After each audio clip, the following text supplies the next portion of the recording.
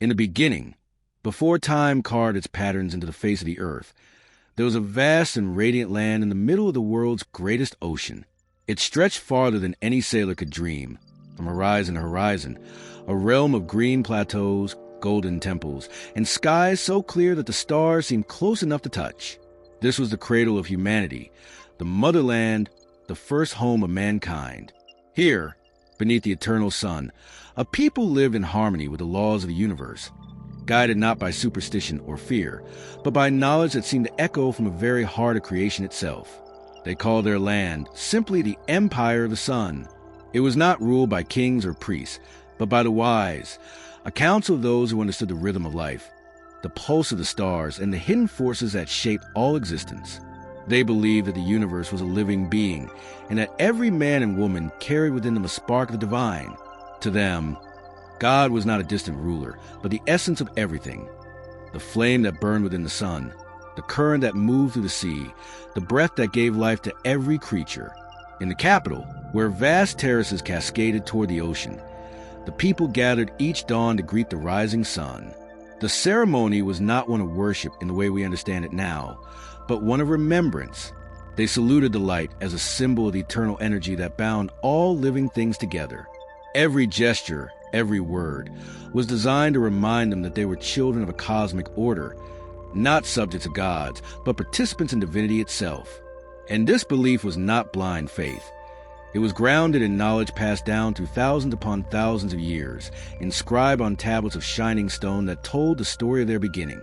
According to these records, the people of the motherland did not emerge from primitive darkness. They were born of knowledge, the result of a divine experiment carried out when the earth was young. Beings from beyond the stars, travelers of the great void, had come to this planet in ages so remote that even the mountains were young then. They shaped the land, stirred the seas, and laid the foundations for life as we know it. The motherland was their chosen home, and from it, humanity would spread like seeds across the face of the earth.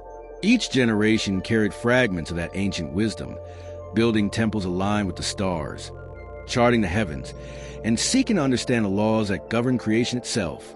In the temples of the motherland, scholars studied the geometry of the universe. They believed that numbers were not inventions of man, but the language of God, the formula through which existence itself was expressed. The circle represented eternity. The triangle, the trinity of creation, preservation, and transformation. The cross, the balance between spirit and matter. Their understanding of these symbols was not symbolic alone. They built their cities according to them, laid out in perfect harmony with the cardinal directions, the rising of the sun and the movement of the stars. Everything in their world was a reflection of cosmic law. Even their music, composed of tones aligned to planetary frequencies, was said to heal the mind and awaken dormant energies within the body. Their civilization had no weapons of war. Disputes were settled through reason, and the concept of conquest was unknown. The people believed that violence was a disease of the spirit, a sign that one had forgotten their connection to the source. Instead of armies, they had builders, teachers, and explorers who sailed to far-off lands, carrying the light of knowledge to every corner of the world. The ocean was not a barrier, but a bridge, a shining path to the continents beyond.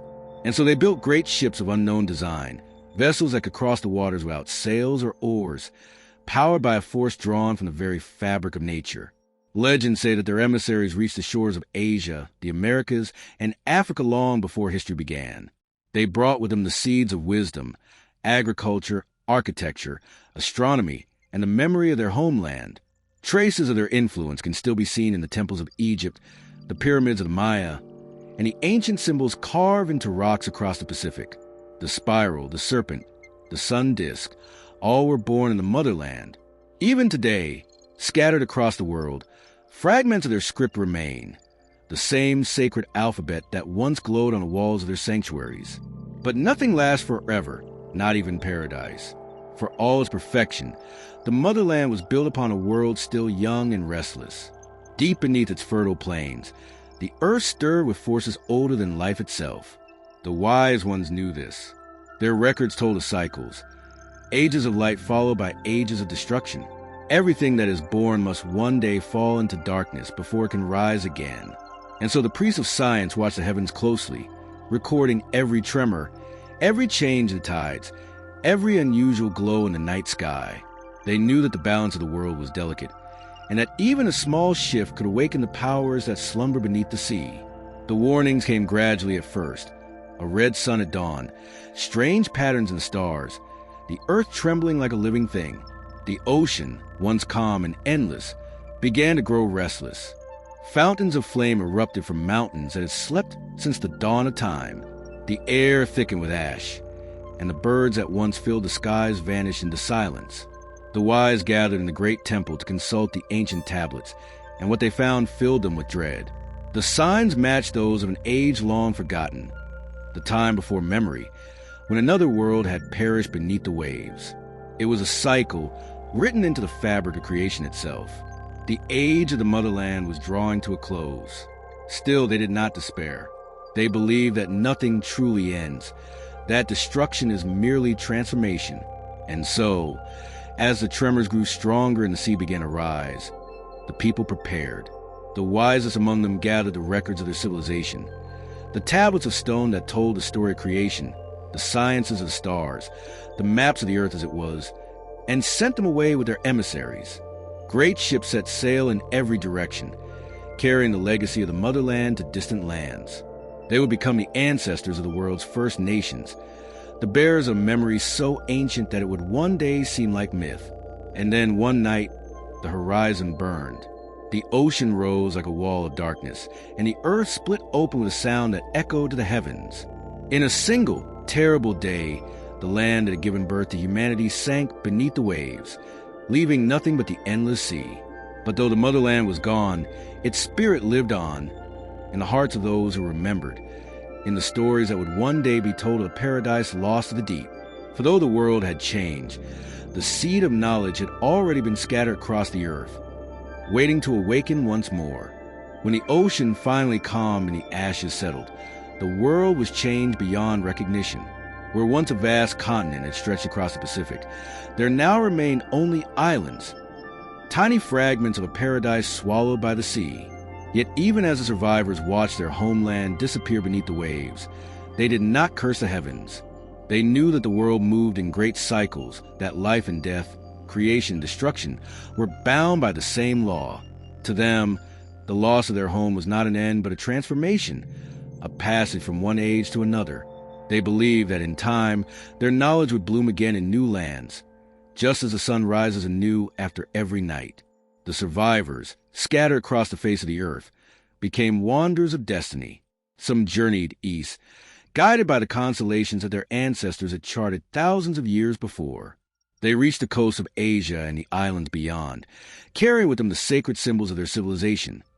The cross within the circle, the sunburst, and the coiled serpent that represented the eternal cycle of life. Others sailed westward, their ships carried by the trade winds toward the shores of the Americas. Wherever they landed, they built temples and altars to the light, planting the seeds of memory in the soil of foreign lands. Their mission was not conquest, but remembrance. They sought to preserve what was left of the wisdom of the motherland before it faded completely from the world. Generations passed, and those who had once been the guardians of cosmic knowledge became the teachers of primitive tribes. To those early peoples, the survivors of the motherland seemed like gods, tall, radiant beings who spoke a language of the stars and commanded the elements. They taught how to grow food, how to shape stone, how to read the heavens. They introduced the idea that the world was not ruled by chaos, but by divine order, a law that connected the smallest grain of sand to the farthest star. These teachings spread like rivers flowing from a single source, feeding the rise of civilizations that would one day forget their origins. Egypt, Sumer, the Indus Valley, the Maya, all would carry echoes of the lost empire, traces of a knowledge far older than our own. In the lands that would become Egypt, the descendants of the motherland built temples aligned with the rising of the sun and the motion of Sirius, the same star their ancestors had once called the Watcher of Cycles. They taught the art of building with stone, using geometric principles that mirror the laws of the universe. The great pyramids that rose millennia later were but a distant reflection of the original temples of light that had once crowned the mountains of the motherland. Even the symbol of the Ankh, the cross with the loop, was a remnant of an older sign that represented eternal life, the balance between heaven and earth, spirit and matter. Across the sea, in the jungles of what would one day be called Central America, other descendants carried on their traditions. They too built pyramids, observed the stars, and recorded the cycles of the heavens. Their gods bore names and forms that echoed those of the motherland: the feathered serpent, the radiant sun, the creator emerging from the waters of chaos. Their calendars reflected the same cosmic mathematics once inscribed on the golden tablets of the lost continent. And though time and translation had changed the details, the essence remained. The world moves in great cycles, and humanity is reborn with each new age. Meanwhile, in the islands of the Pacific, fragments of the motherland still remained. Here, the memory of the great empire never completely faded. The people of Polynesia spoke of the sacred homeland that had sunk beneath the waves, a place of gods and ancestors called by many names: Hawaii, Rapa Nui, Avaiki. Their chant spoke of a time when the ocean rose and the land disappeared, leaving only those who sailed away in time. Their genealogies trace their descent from luminous beings who came from across the sea, carrying the fire of heaven. In their stories, the stars are not just lights in the sky, but signposts, markers of the path back to the world that was lost. Yet not all who carried the legacy of the motherland remembered it purely. As centuries turned to millennia, and as the knowledge of the ancients faded into myth, fragments of their wisdom were distorted, their symbols reinterpreted by cultures that no longer understood their true meaning. What was once a science of harmony and cosmic law became shrouded in mysticism. The symbol of the serpent, which had once represented wisdom and renewal, came to be feared as the emblem of deceit. The sun, once a symbol of divine consciousness, was reduced to a mere idol. The balance between spirit and matter was broken, and humanity began to see the world not as one, but as divided. Light against dark, life against death, heaven against earth. The ancient unity was forgotten, but even in this age of forgetting, there remained a few who guarded the old truths. In hidden temples and mountain sanctuaries, the descendants of the wise continued their work in silence. They preserved the sacred language, the tongue of the motherland, written in symbols so ancient that their shapes carried vibration and meaning beyond words. They studied the geometry of the stars, seeking to understand the patterns that govern time. They knew that the earth itself was not still but alive, that its continents rose and fell according to cycles measured not in centuries, but in eons. And they awaited the day when the world would once again be ready to receive the wisdom that had once been lost to the sea. Among these secret keepers arose the legend of the Tablets of Beginning, stone records said to contain the entire history of the motherland, from its rise to its destruction. Each tablet was inscribed with the laws of creation, the structure of matter, the nature of energy, the origin of the soul. According to the legend, these tablets were divided among the survivors and hidden in the far corners of the earth, awaiting rediscovery in a future age. Some claimed they were buried beneath the sands of Egypt. Others said they rested in caverns beneath the Andes, guarded by spirits of light. Wherever they were, the promise remained. When humanity reached the right stage of understanding, the tablets would return, and the knowledge of the motherland would once more illuminate the world. For thousands of years, this hope lingered like a faint echo in the collective memory of humankind. Prophets and sages spoke of a golden age that had once been and would be again. Mystics saw visions of a continent rising from the depths, its cities restored, its temples glowing once more under the eternal sun. The ancients called this promise the return of light. It was said that when humanity's spirit had matured enough to remember its true origin, the sea would give up its secrets, and the cycle would begin anew. But the world was not yet ready. The age that followed was one of darkness, of forgetfulness and separation. Men turned away from the inner light and began to seek power in the outer world. The temples of wisdom became palaces of kings. The science of harmony was replaced by the weapons of war. The unity of spirit that had once defined humanity fractured into countless creeds and nations, each claiming to possess the truth. And through it all, the ocean kept its silence, hiding beneath its depths the remains of civilization that had once understood the balance of the cosmos. Yet the seed endured, buried but alive, waiting. The seed of memory slept through the long ages of darkness, buried beneath layers of superstition, conquest, and forgetfulness. But though the world forgot the motherland, The earth itself did not. The stones that once formed its temples, now scattered across the ocean floor, still pulse faintly with the resonance of the forces that had shaped them. The patterns of the stars still carried the geometry that once guided its builders. And across the continents, in the sacred sites of many lands, the same energy lines, the invisible arteries of the planet, still converged, whispering to those who could feel that something greater once existed, and that its spirit was not gone. It waited for eyes that could see, for minds that could remember.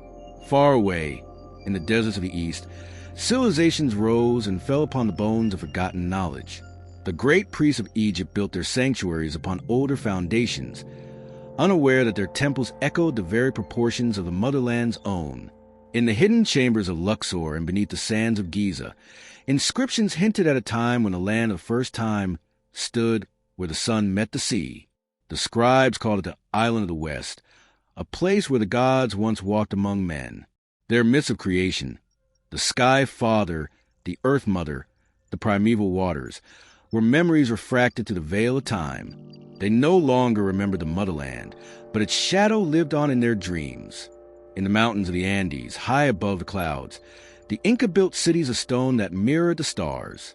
The priest of the sun spoke of Viracocha, the white-robed teacher who came from across the sea, bringing light to a world of darkness. He taught them to measure the heavens, to heal with sound and color, to live in balance with the earth. And when his work was done, he promised a return, not in flesh but in spirit, when the age of chaos ended and the memory of the first world awakened once more. The people built their temples in the shape of the cross and the sunburst, never knowing that these symbols had once adorned the sanctuaries of their ancient ancestors, long before their own history began. Even in far-off Asia, the echo persisted. The old scrolls of India spoke of a continent beyond the eastern seas, where beings of light had once descended to teach the sacred sciences.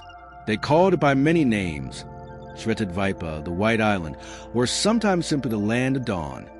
In the Himalayan monasteries, the adepts whispered that it was not entirely gone.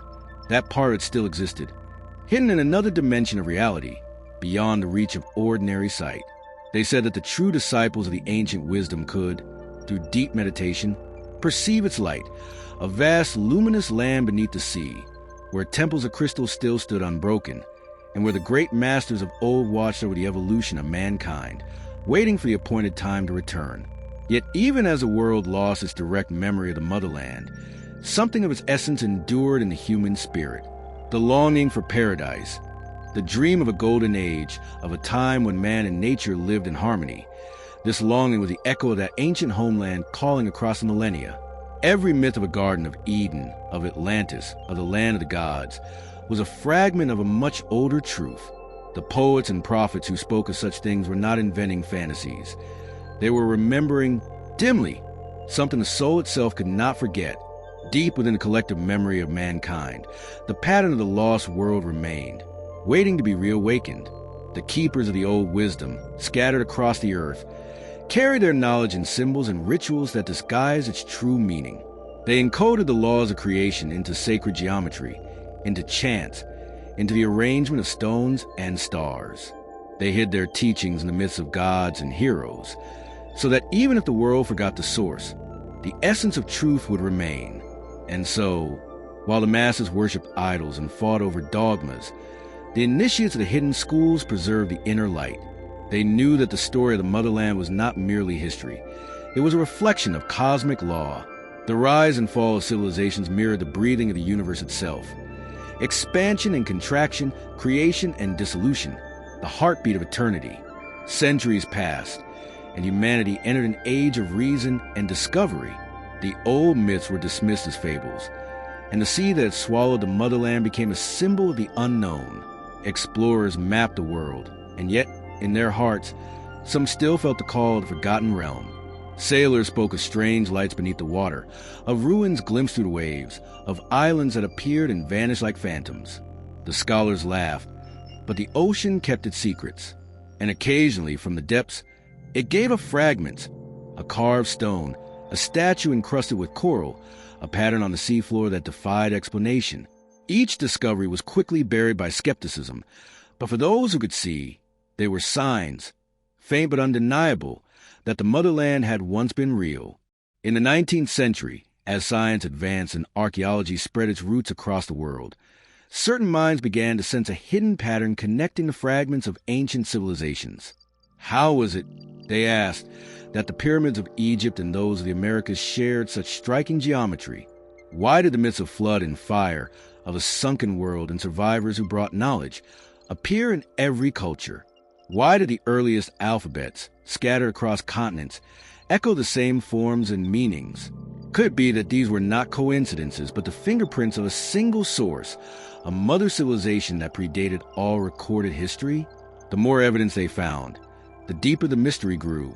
Across the Pacific, from Easter Island to the ruins of Nan Madol, stone structures emerged that defied explanation. Gigantic walls built of basalt. Stones weighing hundreds of tons fitted together without mortar, their surfaces smooth as if melted into shape. Who had built them and how? The islanders' legends all spoke the same refrain. Our ancestors did not build these. They were here before us, built by the gods who came from the sea. The same story, told in different tongues, echoing across thousands of miles. And always, the direction pointed to the east, to the heart of the ocean, where the motherland once lay. Even in the depths of the Pacific, the seafloor bore strange patterns, vast plateaus, ridges, and submerged structures that seemed unnatural in their precision. Some claimed to see the outline of an immense landmass beneath the waves, stretching across what we now call Micronesia and Polynesia. Could this be what remained of the ancient world? If so, then perhaps the myths were not myths at all, but memories distorted by time, but real nonetheless. The scientists hesitated, unwilling to challenge the accepted timeline of humanity. Yet the evidence, though elusive, persisted. It whispered from the coral, from the carvings, from the very geometry of the earth. There was one civilization that knew more than we dared to imagine. And so the story of the motherland began to rise again, not from the depths of the ocean, but from the depths of human consciousness.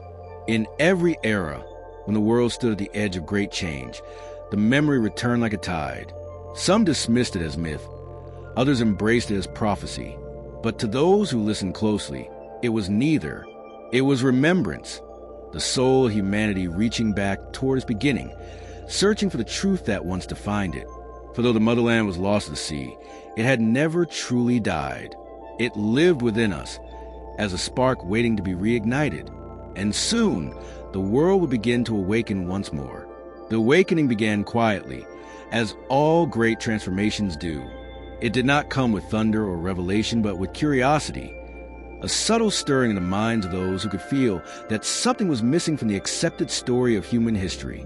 In dusty libraries, beneath forgotten ruins, and across the vast blue reaches of the Pacific, whispers began to surface once more about the land that had vanished beneath the waves. Scholars, explorers, and mystics alike found themselves drawn to the same question. What if the world's first civilization did not begin in Mesopotamia or Egypt, but somewhere far older, a world now lost to time, whose people once held the key to understanding the universe itself?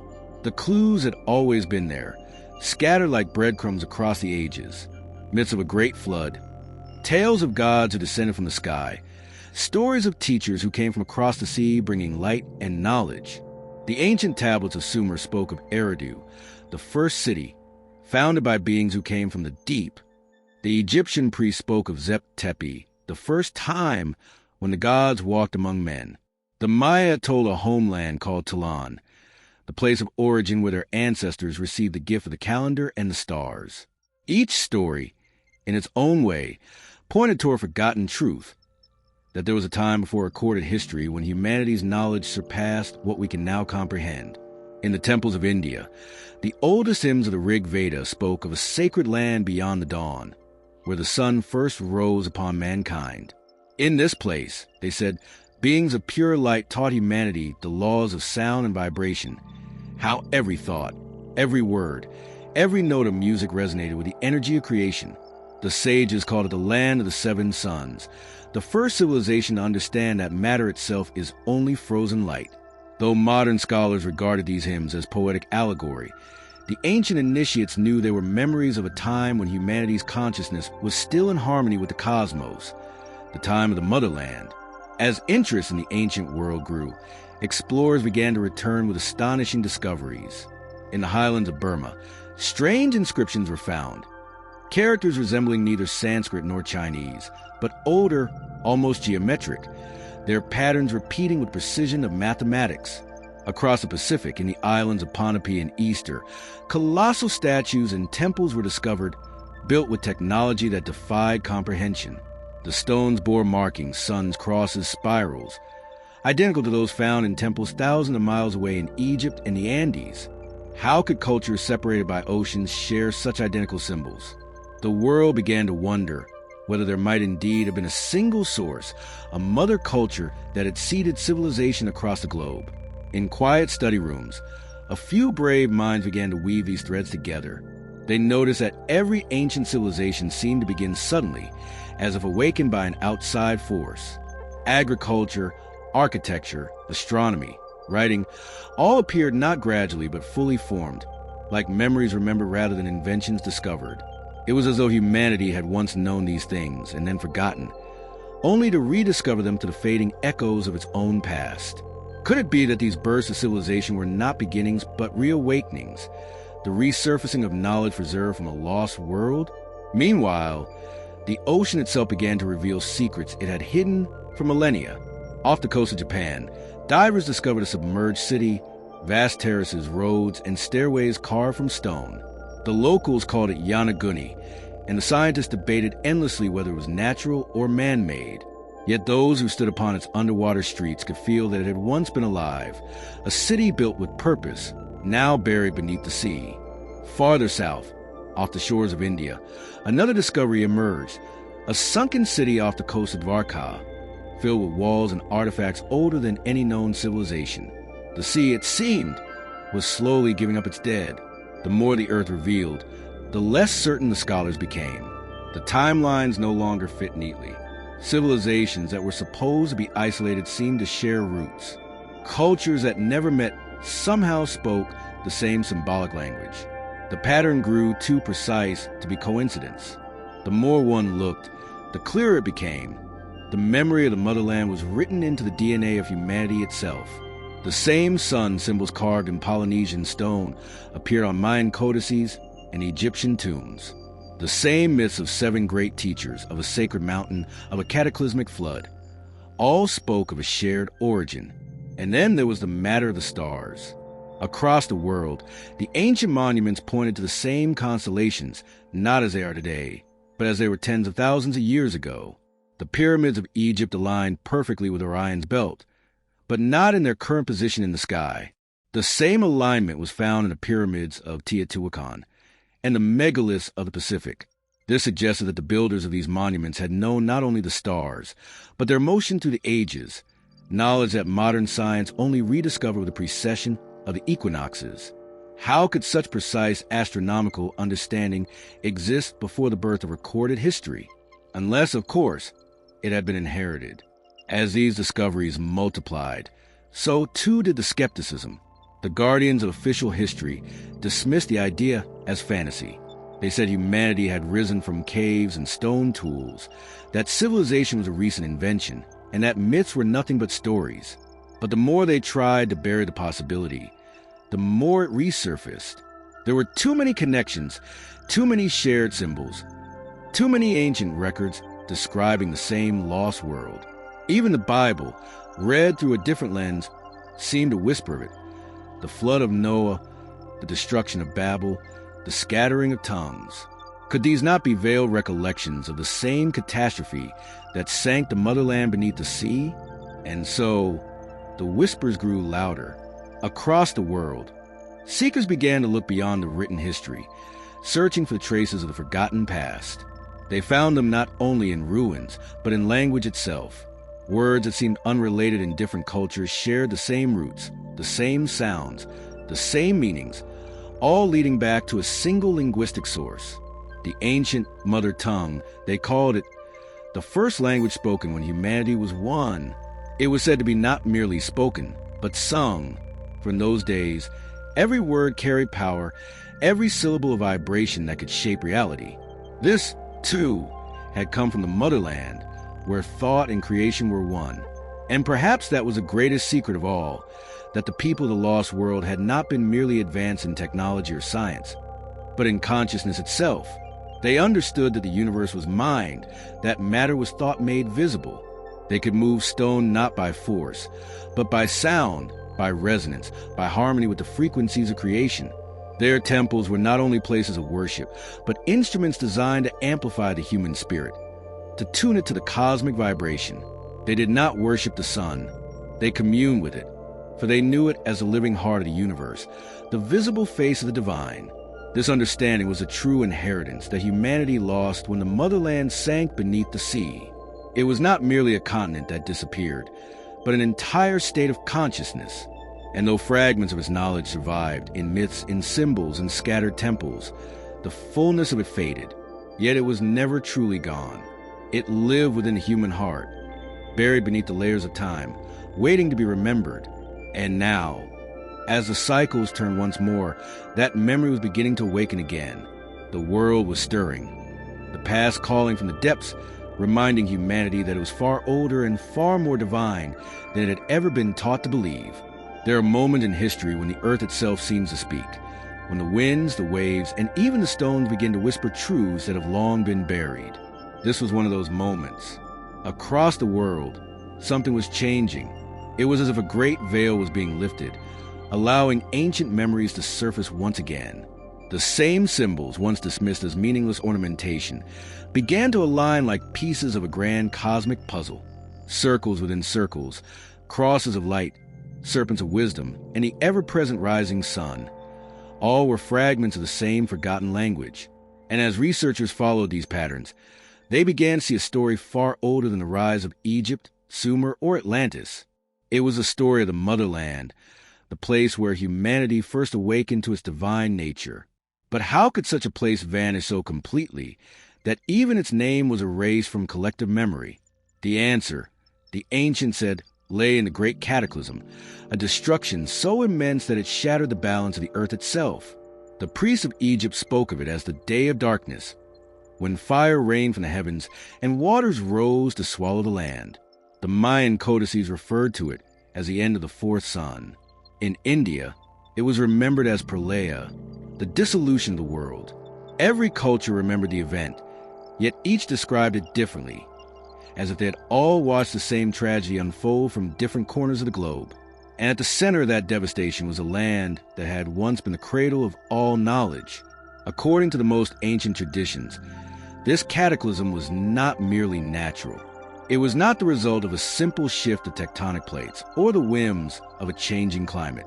It was something greater, a cosmic rebalancing, a turning of the celestial wheel that comes once every great age. The priests of the old world had known it was coming. They had recorded the signs in stone, warning that the sun would stand still and the stars would change their paths. They understood that the universe moves in vast cycles, and when one cycle ends, the world must be renewed. They called it the Great Sleep, a time when the earth itself would close its eyes, and only a few chosen seeds would survive to begin anew. As the waters began to rise, the people of the motherland looked to the stars for guidance. They believed that humanity had been born from a union of earth and sky, that their ancestors had come from beyond the stars, not as conquerors, but as teachers. These celestial beings were said to have descended to earth in the earliest age, when the planet was still young and unshaped. They brought with them the principles of harmony, geometry, and sound, the knowledge that would later form the foundation of all sacred architecture and science. They taught that every atom in the universe vibrates to the same divine frequency, and that when humanity forgot this truth, imbalance and destruction would follow. And so it did. The stories tell that as the cataclysm drew near, the high priests and the wise men of the motherland gathered their people in the temples of light. These temples were not simple stone structures. They were vast crystalline chambers designed to resonate with the earth's natural energies. The priests activated the great songs of preservation, harmonic frequencies that would encode their knowledge into the very fabric of creation. They believed that even if their land perished, their wisdom would survive in the air, the water, and the human soul itself. This is why, they said, fragments of their teachings later reappeared in every corner of the world, in the chants of the Vedas, in the mantras of Tibet, in the hymns of the Maya, and in the hieroglyphs of Egypt. The knowledge of the motherland had been scattered like seeds on the wind. And when the end came, it came swiftly.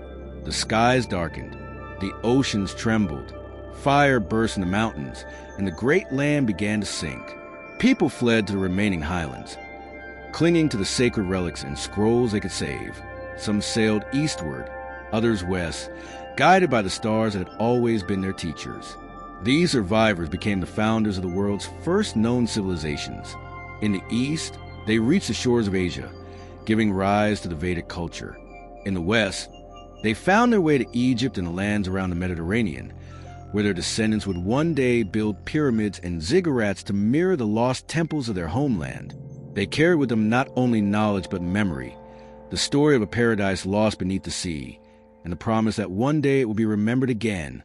The land itself, now swallowed by the ocean, did not disappear without leaving its mark. Ancient maps, preserved in the temples of Tibet and among the Polynesian islanders, depicted a vast continent once spanning the Pacific. Even Plato's tale of Atlantis, though speaking of another realm, seemed to echo this older memory, that of a world destroyed by its own misuse of divine power. But while Atlantis was said to lie in the Atlantic Ocean, this older world, the true cradle of humanity, had lain in the Pacific, the largest and most mysterious of Earth's oceans. Its islands, scattered like the bones of great Leviathan, were the remnants of what had once been an immense and thriving civilization. The survivors who carried its legacy became the teachers of a new age. Wherever they went, they built temples aligned to the stars, honoring the same cosmic patterns they had known before the flood.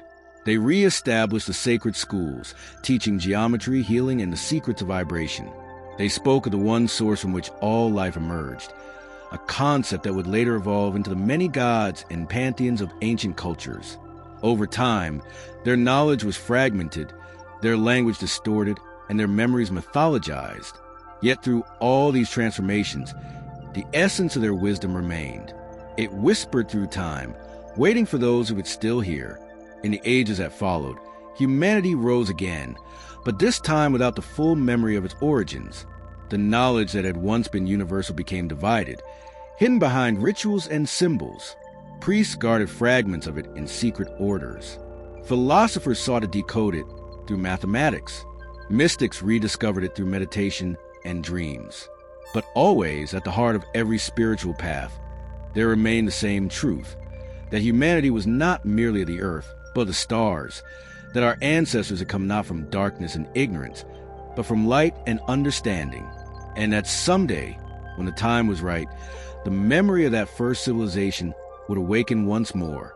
The earth bears witness to this hidden continuity, from the stone circles of Britain to the step pyramids of the Americas, from the colossal statues of Easter Island to the temples of Angkor. The same geometry repeats, the same alignment to the solstices, the same reverence for the balance between heaven and earth. It is as if the very stones remember what humanity has forgotten. Each monument stands as a marker, a beacon from the past, pointing toward the same truth, that civilization did not begin in ignorance, but in remembrance, a remembrance of a time when humanity knew its divine origin and lived in harmony with the cosmic order. And so, even as modern science dismisses a possibility, the story persists. It lives in myths, in symbols, in the quiet knowing that stirs when one gazes at the stars. It is a call of the motherland, the memory of a world that once was and will be again when humanity remembers what it truly is. For the ancients taught that nothing is ever truly lost. It only sleeps. And somewhere beneath the restless waves of the Pacific, beneath the coral and volcanic rock, the bones of that lost world still rest, waiting for the time when the world is ready to remember. There was a legend whispered among the oldest islanders of the Pacific, a story so ancient that even the storytellers admitted they no longer knew where it began. It spoke of a time when the ocean was not as vast as it is now, when there were more lands, more stars in the sky, and the earth sang in harmony with the heavens. In that age, the people of the motherland lived in peace, their hearts attuned to the great rhythm of creation. They built temples of light, cultivated wisdom instead of war, and used sound and vibration to shape their world. But the legend also carried a warning, that when humanity forgot the sacred balance between spirit and matter, the earth itself would shift to restore it. That shift came as a great flood, a cleansing, a rebirth, and a reminder that no civilization, however divine, is beyond the reach of cosmic law. After the waters claimed their home, the survivors wandered across the world, carrying within them the last embers of that divine knowledge. They were not ordinary wanderers. They were the keepers of memory, the guardians of the living fire, the understanding of life as energy, consciousness, and sound. In their language, they called this power the Teva, the universal current that flows through all things. Those who mastered the Teva could heal with their voice, move stone with resonance, and see beyond the veil of time. Yet, as they spread across the new lands, the burden of survival grew heavy, and the purity of their knowledge began to fade. Still, they built monuments and temples in the image of the ones they had lost, echoes of a world now buried beneath the sea. In the deserts of what would one day be called Egypt, they raised the first great pyramids, not as tombs, but as instruments of alignment, receivers of celestial energy. In the mountains of Peru, they built walls so precise that even the thinnest blade could not pass between stones. On distant islands, they carved faces of the ancestors, gazing toward the horizon, as if waiting for the motherland to rise again. Across the earth, they left signs for future generations, hoping that one day, when the time was right, humanity would remember where it truly came from. These survivors were the children of the sun, and they carried the memory of a golden age that had vanished from the earth, but not from the soul. The knowledge they brought was both simple and profound. It taught that life was not an accident, but a design, that everything in the universe is connected by the same living current. The ancients understood that the earth was a conscious being, that the stars were living intelligences, and that humanity's destiny was to act as the bridge between the two. They spoke of the three realms, the world of the spirit, the world of the mind, and the world of matter. In the age of the motherland, these realms were in perfect balance, allowing humankind to access wisdom beyond time. But when greed and division crept into the hearts of men, the connection weakened, and the world descended into darkness. This was a true fall, not from grace, but from harmony. The priests of the motherland had foreseen this fall. They had spoken of the coming night, when the stars would grow cold and humanity would forget its origin. But they also spoke of the dawn that would follow, an age when forgotten knowledge would return, when the earth would rise again, not as a land, but as a state of consciousness. For the motherland was not merely a physical place. It was an inner realm, a frequency of being. It existed wherever the heart resonated with truth and harmony. This understanding, though buried beneath centuries of dogma and distortion, survived in fragments within every ancient faith. The Egyptian Ka, the Hindu Atman, the Polynesian Mana, all were remnants of the same original teaching, that the divine spark dwells within all life, and when that spark is remembered, humanity regains its godlike nature. As the survivors built their new homes, they encoded their knowledge into myths, rituals, and symbols. They knew that one day, language would change, kingdoms would rise and fall, and the truth would be forgotten. So they hid it in plain sight, in stories of gods and heroes, in patterns of stone and light, in the very geometry of their cities. Every pyramid, every ziggurat, every stone circle was a message to the future, a cosmic equation carved into the earth. The spiral, the cross, the serpent, and the sun. These were not random decorations, but living codes representing forces of creation. The serpent symbolized energy. The sun represented divine consciousness. The cross marked the intersection of spirit and matter. When the symbols were aligned, they created a map, a guide to rediscovering the lost science of the motherland. But in time, even these symbols were misunderstood. The serpent, once a sign of wisdom, became a symbol of evil. The sun, once revered as the heart of life, was reduced to mere worship of fire. The deeper meanings faded, and humanity forgot that these images were mirrors of their own divine nature. The knowledge of vibration, of how sound and thought could shape reality, was dismissed as superstition. The sacred temples became places of ritual instead of resonance. The great science of the spirit was lost to myth.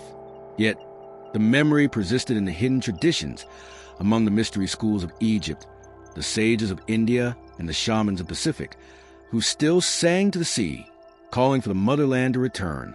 And perhaps it was never truly gone. Some say that the continent still exists, hidden beneath the waves, protected by energy fields that keep it veiled from the eyes of the unready. Others believe that it exists on a higher vibrational plane, accessible only through consciousness, a place where the souls of the ancients still dwell, waiting for humanity to rise once more into harmony. The old prophecies speak of a time when the veil will thin, when the stars will align as they did before the Great Flood, and the gates of memory will open. Then, the lost knowledge will pour back into the world, and humankind will remember its origins among the stars. Even now, traces of that awakening can be felt. The sudden leaps in science, the rediscovery of ancient technologies, the fascination with sacred geometry, all are signs that the old knowledge is stirring once again. Modern scientists speak of quantum fields, resonance, and vibration, ideas that the ancients of the motherland understood in their deepest essence. They knew that consciousness itself is the creative force of the universe. The ancients did not separate science from spirituality. They knew they were one and the same. And perhaps, as humanity rediscovers this truth, it will complete the circle, return to the place where it all began, not in geography, but in understanding. For the motherland was never merely a continent. It was an idea, a consciousness, a memory of humanity's true nature. Its fall was not a punishment, but a cycle, a descent into forgetting, so that we might rediscover ourselves anew. The ancients believed that this forgetting was necessary, that through loss, we would learn the value of what was lost. And when the time was right, when humanity had reached the depths of materialism and was ready to rise again, the memory would return like the sun after a long night. That time, they said, would be now, the turning of the great age, the dawn of remembrance. And so, as the earth turns and the stars realign, the voice of the motherland calls again, not from beneath the sea, but from within the human heart. It whispers through the wind, through the dreams of seekers, through the resonance of music and light. It reminds us that we are not alone, that we are not small, that we are the children of a forgotten light. And though the temples have crumbled and the maps are lost, the path remains, for it is written not in stone, but in the soul. And one day soon, when humanity remembers that it was never merely born of earth but the stars, the motherland will rise again, not from the ocean, but from within us all. It is said that memory never truly dies. It only sleeps, waiting for the right vibration to awaken it. And so, as centuries passed and the ocean claimed its silent dominion over the ruins of the motherland, the memory of that golden age slumbered deep within the human spirit. Though the world changed and civilizations rose upon the bones of the old, the pulse of that lost wisdom never ceased entirely. It echoed faintly in the heartbeats of shamans, mystics, dreamers, and poets who gazed at the stars and felt an unexplainable longing, a homesickness for a place they could not name. They did not know it consciously, but their souls remembered a time before history when humanity lived in harmony with the rhythm of the cosmos. As the survivors of the motherland spread across the earth, they adapted to the new lands, climates, and cultures.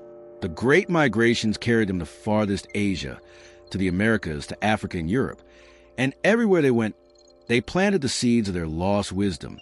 Some built temples that mirrored the heavens. Others encoded their knowledge in language and symbol. They became known under different names. The Naga of India, the Shining Ones of Sumer, the Children of the Sun in the Andes, the Feathered Serpents of Mesoamerica. Though their names changed, their essence remained the same. The bringers of knowledge, the keepers of light.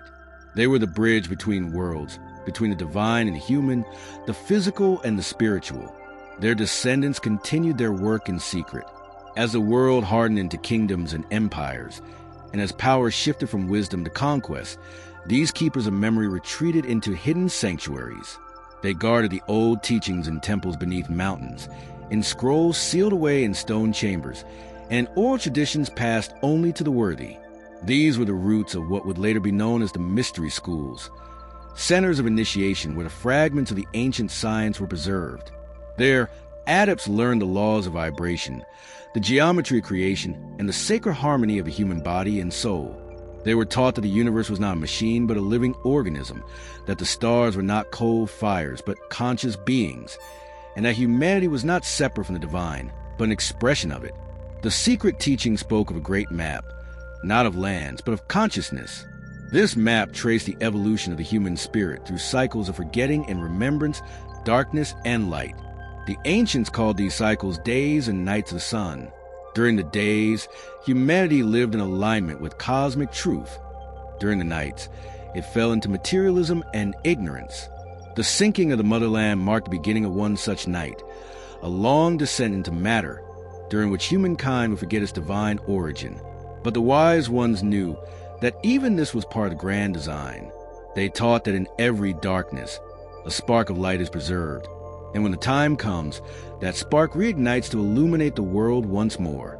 As the millennia unfolded, the children of the motherland became myth. Their cities turned to legend, their teachings to parable. The memory of their world was fragmented into stories of gods who fell from the sky, of heroes who crossed great seas, of paradises lost and floods divine. The ancient Egyptians remembered them as the followers of Horus, who came from a sacred island to bring order and light. The Sumerians called them the Anunnaki, the heavenly ones who taught agriculture, astronomy, and the ways of civilization. The Maya remembered them as Kukulkan, the feathered serpent who descended from the heavens. Even in distant Polynesia, the elders told of a homeland beneath the rising sun, destroyed by fire and water, a land that would one day return when the stars realigned.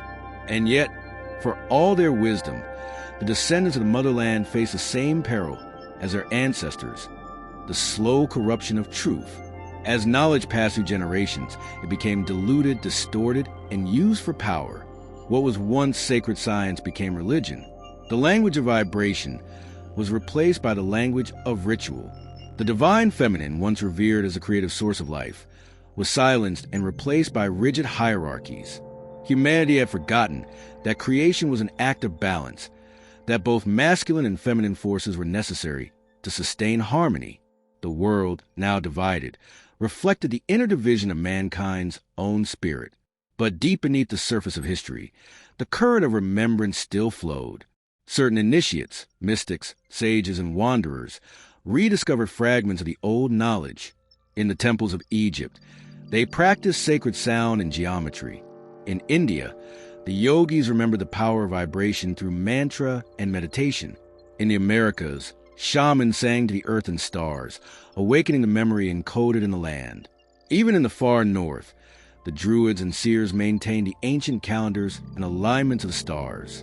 Though they spoke different tongues and wore different faces, all were drawing from the same well, the last surviving current of the motherland.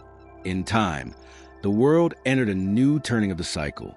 The old empires crumbled and humanity entered an age of reason, a time when logic and science reigned supreme, and all that could not be measured was dismissed as myth. Yet even then, the memory could not be fully erased. For in every human being buried deep beneath the noise of the world, there remains a spark of knowing, an intuition that whispers of a greater truth. It is the same whisper that drives explorers to seek lost cities, scientists to look beyond the stars, and poets to dream of forgotten worlds. It is a call of the motherland, the voice of memory speaking through time. And perhaps, without knowing it, modern humanity is drawing closer once again to what the ancients already knew. The discovery of quantum physics has revealed that all matter is vibration, that consciousness shapes reality, and that everything in existence is connected by an invisible field of energy. These are not new revelations. They are the rediscovery of truths once understood by those who lived before the flood. The geometry of atoms mirrors the geometry of temples. The pulse of the human heart resonates with the frequencies of the earth. Science, in its relentless search for knowledge, is slowly retracing the steps back to the wisdom of the motherland. Yet the ancients warned, knowledge without wisdom leads once again to destruction. They taught that power must always serve harmony, that technology must be guided by consciousness. In the age before the flood, humanity reached heights that rivaled the gods, but in their pride, they forgot the source of their power. They used creation's laws for domination instead of balance, and the earth responded in kind. The cycle repeated: ascent, corruption, collapse. The pattern of civilizations rising and falling across time is not random. It is a reflection of humanity's inner journey. And only when that inner balance is restored will the outer world find peace. That is why the elders said the return of the motherland would not be an event of land rising from the sea, but of consciousness rising within humanity. The true resurrection of the lost world will occur when the collective heart of mankind remembers its origin, when love and knowledge unite, when science and spirit become one. In that age, the symbols will speak again, the temples will awaken, and the vibration of the earth will shift. The ancients called this a second dawn, the rebirth of light after a long night of forgetting. And even now, if one listens closely, in the stillness between the crashing waves and the silence between thoughts, one can hear it, a low hum, deep and eternal, echoing to the fabric of creation, the sound of remembrance, the pulse of the motherland, the heartbeat of the first civilization, still alive, waiting for us to awaken and recognize ourselves, not as the lost children of the past, but as the living continuation of its light. The ancients spoke of cycles within cycles, vast cosmic rhythms that govern not only the stars but the rise and fall of civilizations. Each age, they said, begins in light and ends in shadow as humanity ascends toward remembrance and then descends again into forgetfulness. The story of the motherland was not merely the tale of one lost continent. It was a story of this great rhythm itself, the breathing of the earth, the pulse of creation. Every culture that followed carried fragments of this understanding. The Hindus called it the yugas, the Mayans spoke of suns, the Greeks remembered it as the great year. To the keepers of the old wisdom, these cycles were not superstition but science, a precise measurement of the movement of consciousness through time. At the height of the last golden age, the people of the motherland had understood these cycles intimately. They knew that humanity's evolution was not a straight line, but a spiral, ever returning to the same point at a higher level of awareness. They measured time not by the passage of years, but by the movement of the stars. They observed the slow precession of the equinoxes, the grand 26,000-year turning of the heavens, and saw in it the rhythm of the soul itself. When the stars aligned in certain configurations, the veil between worlds grew thin, and humanity could access higher planes of knowledge. But when those stars shifted, the veil thickened and darkness descended. The fall of the motherland, they taught, marked the closing of one such cycle, the turning of the cosmic wheel from light into shadow. Before the flood, the priests and astronomers of that ancient world had read the signs. They had watched as the great constellations drifted out of their sacred positions, as the magnetic balance of the earth began to falter. They warned that the harmony between the earth and the stars was breaking, that the world was entering a time of forgetting. Yet even as they faced their own end, they left behind messages for those who would come after. Across the surviving lands, they carved into stone the geometry of the heavens, the angles of the stars, the alignments of the solstices. They built monuments that could speak to the future, knowing that one day humanity would need to remember how to read the sky once more. These stone archives became the pyramids, the ziggurats, the megaliths, living calendars marking not just the passage of time, but the heartbeat of creation itself. After the cataclysm, when the survivors wandered into new lands, they carried this cosmic knowledge with them. But as generations passed and memory dimmed, the science of cycles was reduced to myth. The ancients who had once spoken of cosmic precession became gods of the sun and moon. Their teachings turned into allegories of life and death. The sacred understanding of time became religion, and the science of the stars became astrology. Yet beneath these transformations, the truth remained, encoded in myth, preserved in symbol.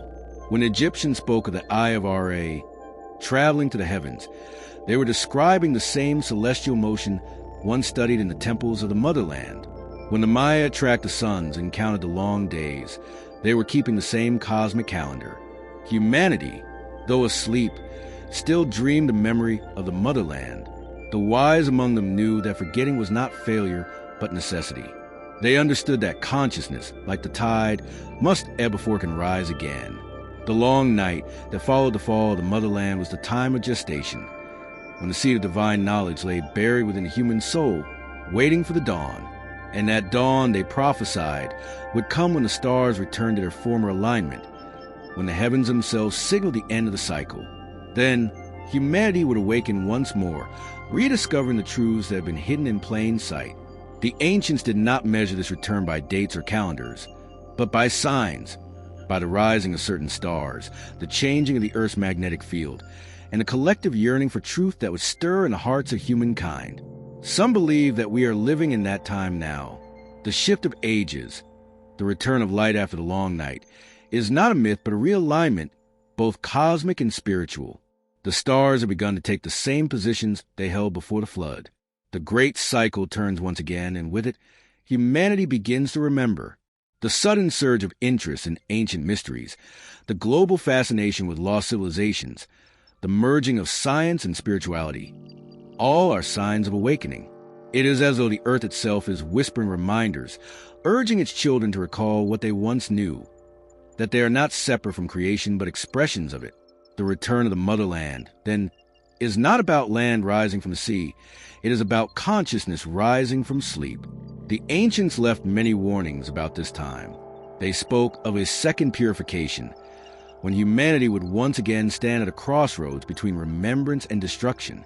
They taught that when knowledge is used without wisdom, the cycle repeats, that the same imbalance which sank the motherland could rise again in a new form. And indeed, as humanity grows in power, mastering the atom, reaching into the stars, altering the fabric of life, the same question arises: will we use this knowledge to restore harmony or to repeat the fall?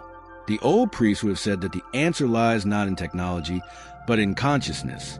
For technology without spirit leads to ruin, but technology guided by love and awareness leads to rebirth. Those who still hold fragments of the ancient memory say that the motherland's greatest gift was not its science or architecture, but its understanding of balance. They knew that every action, every thought, every vibration ripples through creation. They taught that to live in harmony with the universe, one must first achieve harmony within. Their cities were built upon the same principle, the geometry of balance. Each temple aligned with the stars not for worship, but to remind humanity of its place within the cosmos. Each ritual was designed to tune the human body and mind to the frequencies of the earth and the heavens. To them, spiritual practice was not faith, but physics, the art of resonance between the seen and the unseen. This is why the memory of the motherland endures. It is not nostalgia for a lost world, but the echo of a truth that humanity can never fully forget. The people of that ancient age lived in a harmony we can scarcely imagine, a harmony where sound and light, matter and spirit, man and nature were all expressions of one divine song.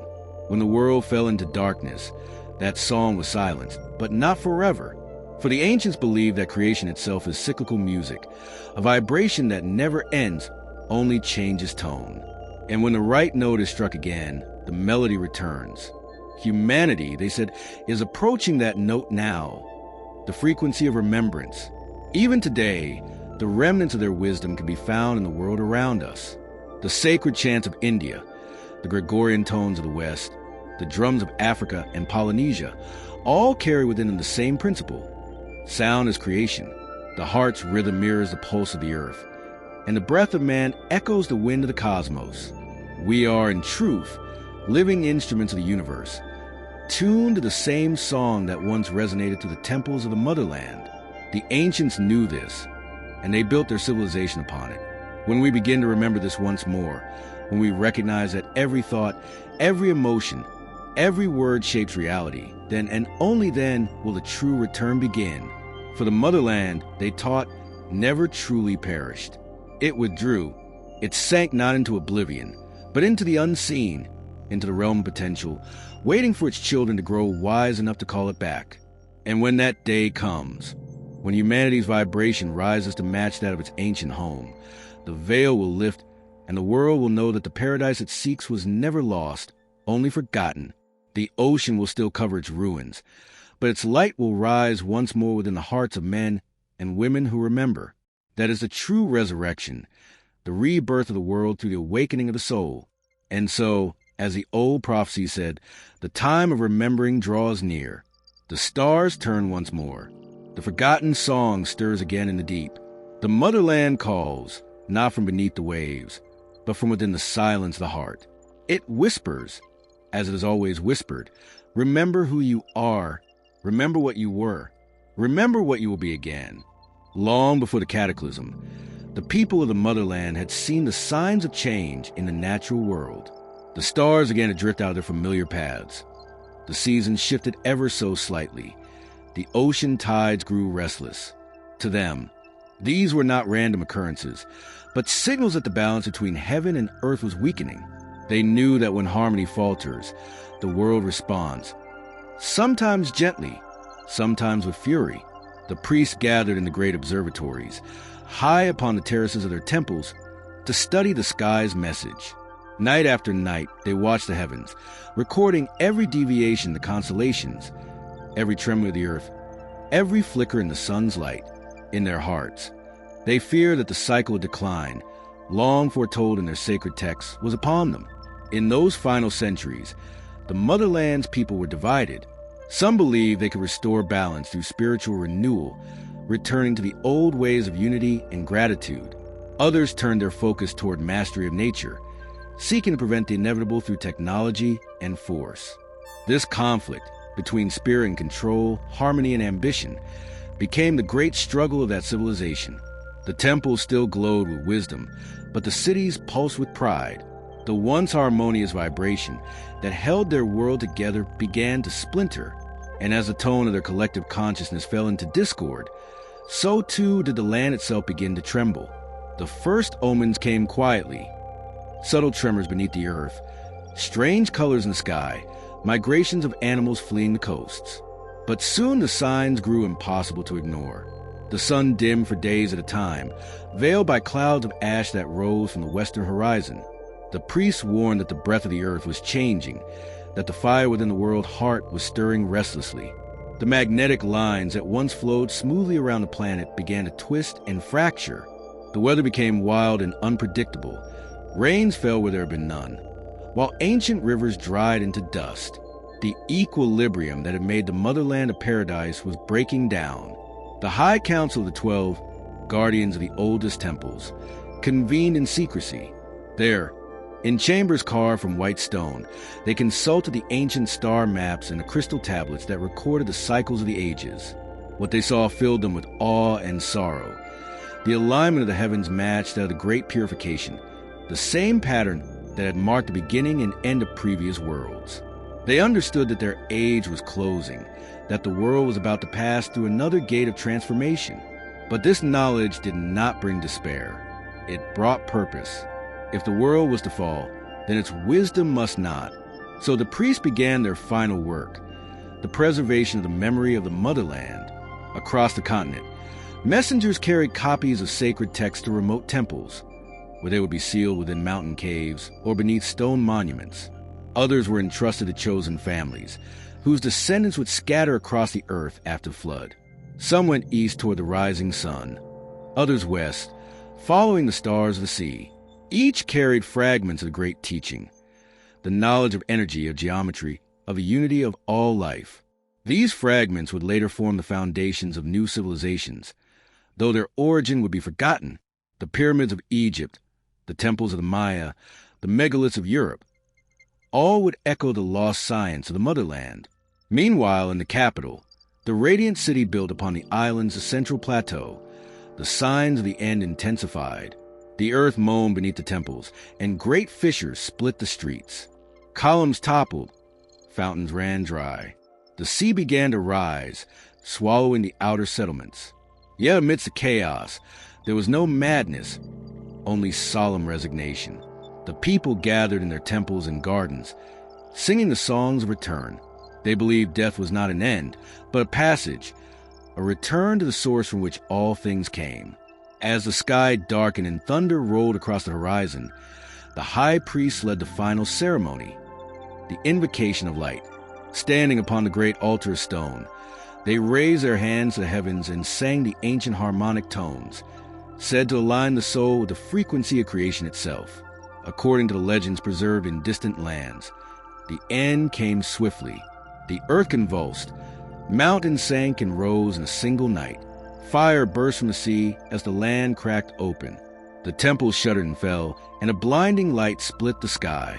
Then came the water, vast walls of it, sweeping over the coast and devouring the cities. The ocean boiled with heat and fury, as if the planet itself were being remade. In one terrible, beautiful moment, the motherland vanished beneath the waves. But those who witnessed it, Those who survived upon their ships and mountain sanctuaries said that as the final towers disappeared beneath the sea, a great column of light rose from the center of the land, reaching toward the stars. They believed it was the spirit of their world ascending, returning to the heavens until humanity was ready to receive it again. In the centuries that followed, the survivors wandered across the face of the earth. They found new lands, some cold and barren, others lush and untouched. They built small communities and taught the remnants of their wisdom to those they encountered.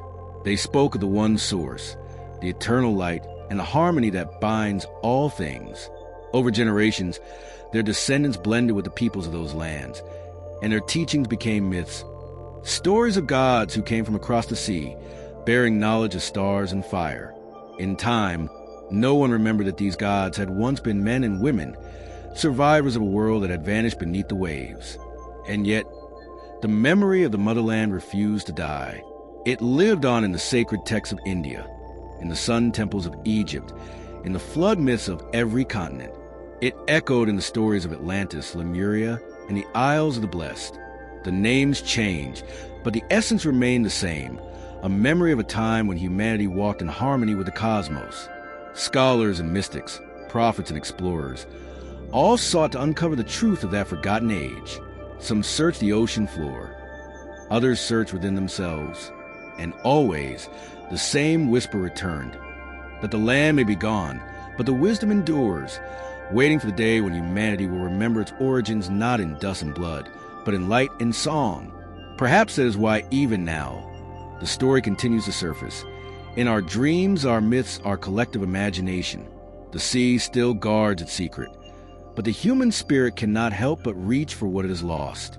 Somewhere in the depths of memory, we know that our story did not begin with struggle or separation, but with unity, a time when all things were one. The ancients called it the Age of Light, and though the land that bore it has long since vanished, its echo still vibrates to the heart of every soul that looks to the stars and feels a pull of something ancient, something vast, something remembered. For the fall of the motherland was never the end. It was the beginning of the great forgetting, and every age since then has been the slow, steady path back to remembrance. The flood cleansed, the darkness tested, but the spirit endured. And through all the noise of time, the same promise remains, that one day the light that sank beneath the waves will rise again, not from the sea, but from within the heart of humankind. The lost will be found, and the forgotten will be remembered. The cycle will close, and the new dawn will begin. After the world stilled and the waters receded, silence blanketed the earth. What had once been radiant cities of marble and gold now lay hidden beneath endless waves, their spires becoming reefs and their streets dissolving into silt. The memory of light faded, replaced by survival. The survivors of the motherland, scattered across islands, mountains, and distant shores, looked upon a world remade. The skies were pale and unfamiliar, the air heavy with ash.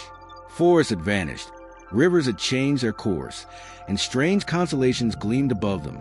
For generations, the survivors wandered, following the old stars that no longer led home. They built fires from driftwood and sang the old hymns to the vanished sun, praying that the gods would hear their voices across the waters. Those who reached new lands brought with them fragments of their knowledge, shards of a great mosaic that could no longer be pieced together. They remember how to shape stone in harmony with the stars, how to measure time by the heavens, how to call upon light through sound and rhythm. But the world around them was harsh and unyielding. Their tools had been lost, their instruments broken, their cities swallowed. What had once been effortless now required toil.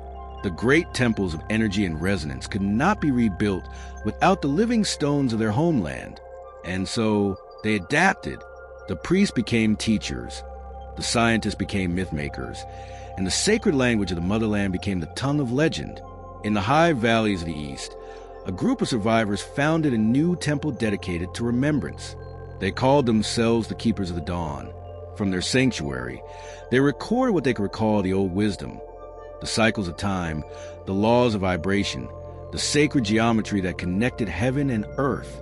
They inscribed these truths upon thin leaves of gold and sealed them within chambers of stone, hidden deep within the mountains.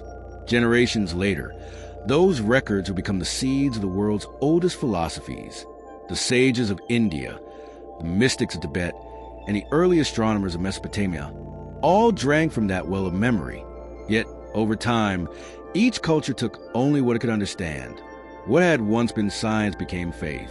What had once been unity became division. To the west, others sailed upon a vast continent and built their cities along riverbanks and coasts. There, the survivors remembered the art of alignment, constructing temples and monuments that echoed the patterns of the stars. They tracked the solstices, the lunar cycles, and the precession of the heavens. Their descendants would later be called the builders of Egypt, though they themselves had come from beyond the sea. They taught the young civilizations that life was born of light, that the human spirit was eternal, and that the stars were not distant fires but the reflections of the soul's own essence. The Great Pyramid, they said, was not merely a tomb but a resonator, a monument built to mirror the vibration of creation itself. In the far lands across the oceans, others remembered different fragments. They carried stories of the first sun, of a time when the world was illuminated by inner radiance rather than the external light of the sky. They taught their children that the gods once walked among men, and that a great flood had swallowed the world. In the jungles and mountains of those lands, they built temples and pyramids that aligned not with the northern stars, but with the path of the sun, a gesture of faith that light would one day return. These people became the ancestors of the Maya, the Inca, and other ancient nations whose calendars still whisper the knowledge of cycles long forgotten by modern minds. As the millennia passed, the survivors' bloodlines blended into the peoples of the world. The direct memory of the motherland faded, but the symbols endured. The serpent, the sun disk, the cross within the circle, the 7 rays of light. These became universal emblems, found in every culture though none could recall their true origin. The serpent, once a symbol of the cosmic energy flowing through all beings, became a creature of fear. The sun, once the emblem of inner illumination, became a distant deity. The cross, once the map of balance between the 4 forces of creation, became a symbol of suffering. Humanity remembered the signs but forgot the meanings. The message of unity fractured into 1,000 creeds, each claiming to hold the truth, but each missing the whole. And yet, beneath the surface of those fragmented teachings, the pulse of the old wisdom remained. It stirred in the words of prophets, poets, and dreamers who felt, without knowing why, that humanity had fallen from a higher state of being.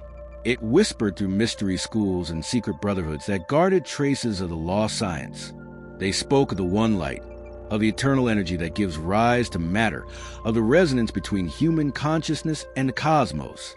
They taught that everything in existence, from the movement of galaxies to the beating of the heart, is vibration, and that harmony with that vibration is the key to awakening. These were the echoes of the motherland's truth, surviving through time like embers glowing beneath ashes. As new civilizations rose, the ancient memory guided their progress. The philosophers of Greece rediscovered fragments of the old science, calling to music of the spheres. They taught that the planets moved in harmony like notes in a divine song. The mathematicians spoke of sacred geometry, the same patterns once used in the temples of the lost world. In Egypt, the priests of Heliopolis whispered that their ancestors came from the island of the West, where the first dawn of humanity had risen. In the East, sages meditated upon the concept of Om, the primordial sound of creation, identical to the motherland's oldest word for the source.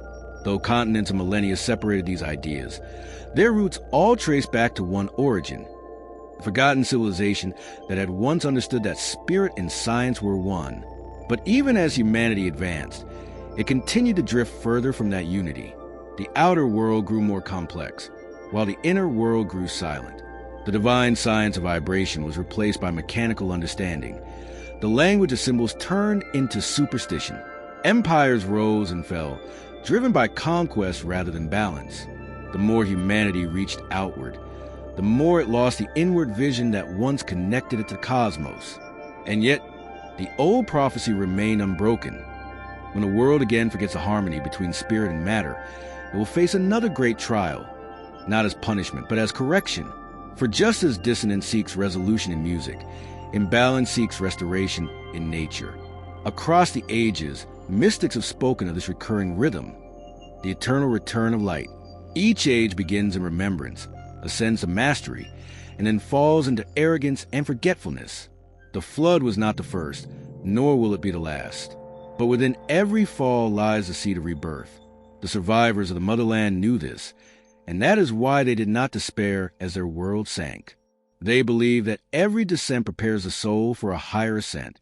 They saw the end not as destruction, but as transformation, a transition from one octave of being to another. The same melody repeats, but each time at a higher vibration, closer to the source of all sound. Now, as modern humanity gazes once more toward the stars, building machines to pierce the heavens and probes to wander the void, perhaps we are echoing the same impulse that guided our ancestors, the desire to return to where we came from. The question is not whether the motherland existed as land, but whether it still exists as memory within us. The search for that lost continent is not just an archaeological quest. It is a spiritual journey, an attempt to rediscover the unity we once knew. For even now, deep beneath the ocean's surface, where sunlight never reaches, there are whispers of structures too vast and precise to be the work of chance. Whether stone or energy, their purpose is the same, to remind us that what was lost can be remembered. And perhaps that remembrance begins not in the sea, but in the soul, when humanity once again listens, truly listens to the vibration that underlies all things. The forgotten song of the motherland will rise within us. For the land was only ever a reflection of consciousness, and what sank was not the world itself, but our awareness of its divine harmony. The sea took the stone, but not the spirit. The waters covered the temples, but the melody of creation endures, waiting, patient, timeless, for the moment when we remember the rhythm of the light once more. The ancient world, reborn from the ashes of the Great Flood, was a shadow of what had been. The survivors scattered across continents that were still reshaping themselves, guided by instinct and fragments of memory they could barely hold. They built new homes in lands of strange stars and alien winds, places where the resonance of the old world was faint but not gone. Each settlement became a seed of what would later be called civilization. Yet beneath their efforts to rebuild lay a quiet sorrow, the knowing that something vast and sacred had been lost forever. Still, they carried within them the pulse of the motherland, a heartbeat that would echo through countless generations. As time stretched forward, these scattered tribes grew into nations. The descendants of the survivors taught their children stories of a radiant homeland swallowed by the sea. They spoke of ancestors who had known the secrets of the stars and who could speak with the earth itself.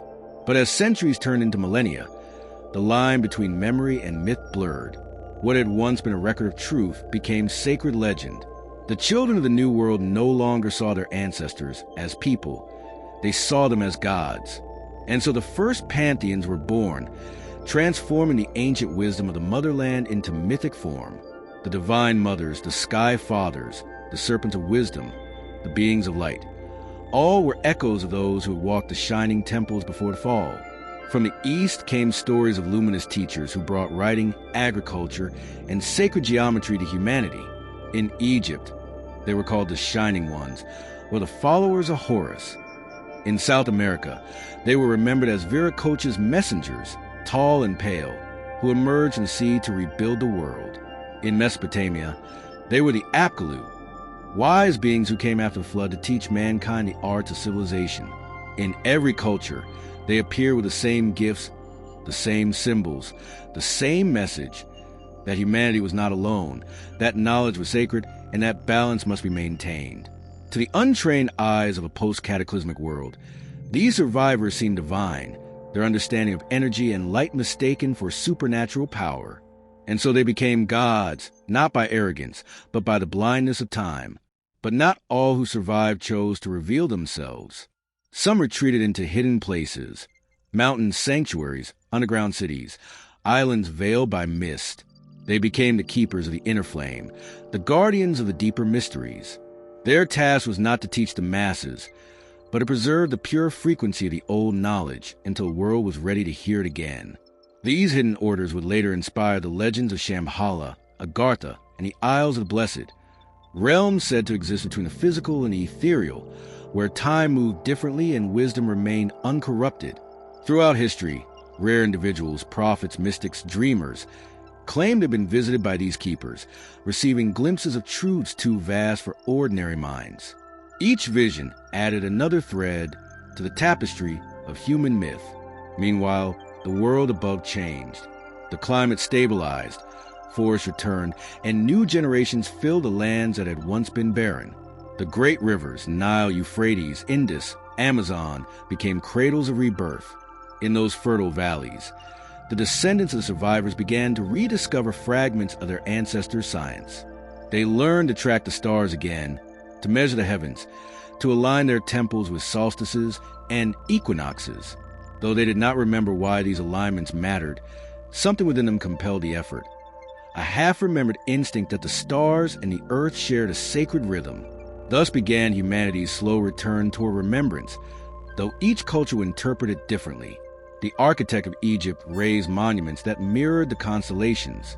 The Maya carved calendars that mapped the cycles of creation. The Sumerians inscribed symbols that echoed the sacred language of the Old World.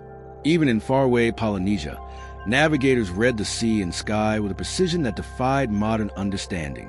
The same geometric principles, the same patterns of number and proportion, appeared again and again, as though an invisible hand were guiding the human race to rebuild a memory of its past, piece by piece.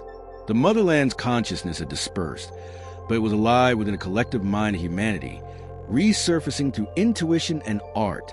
Yet as the centuries unfolded, the same tension that had once doomed the old world began to emerge again. Humanity's outer knowledge grew faster than its inner wisdom. The new civilizations became obsessed with mastery, over land, over nature, over one another. The sacred sciences were weaponized, the spiritual teachings distorted into systems of control. The harmony that once bound creation began to unravel again. Empires rose upon the backs of the oppressed. Kings declared themselves gods, and temples that had once been instruments of light became monuments of pride. The higher wisdom receded once more into secrecy, guarded by the few who still remembered its purpose. Through all this, a small number of initiates preserved the true lineage of the motherland's teachings. In hidden schools, they passed down the knowledge of vibration, energy, and consciousness, teaching that all matter is condensed light and all creation is born from sound. These schools became the roots of later mystery traditions: the Hermetic Brotherhoods of Egypt, the Orphic cults of Greece, the alchemists of the Middle Ages. Each carried the same core message: that the divine resides within, that the human being is a microcosm of the universe, and that enlightenment is the restoration of harmony between the self and the cosmos. They knew that this truth had been born long before Egypt or Babylon. That was the echo of the first civilization, the memory of the motherland. But time is both creator and destroyer. As the ages turned, the memory faded further. The surviving symbols were interpreted literally rather than spiritually.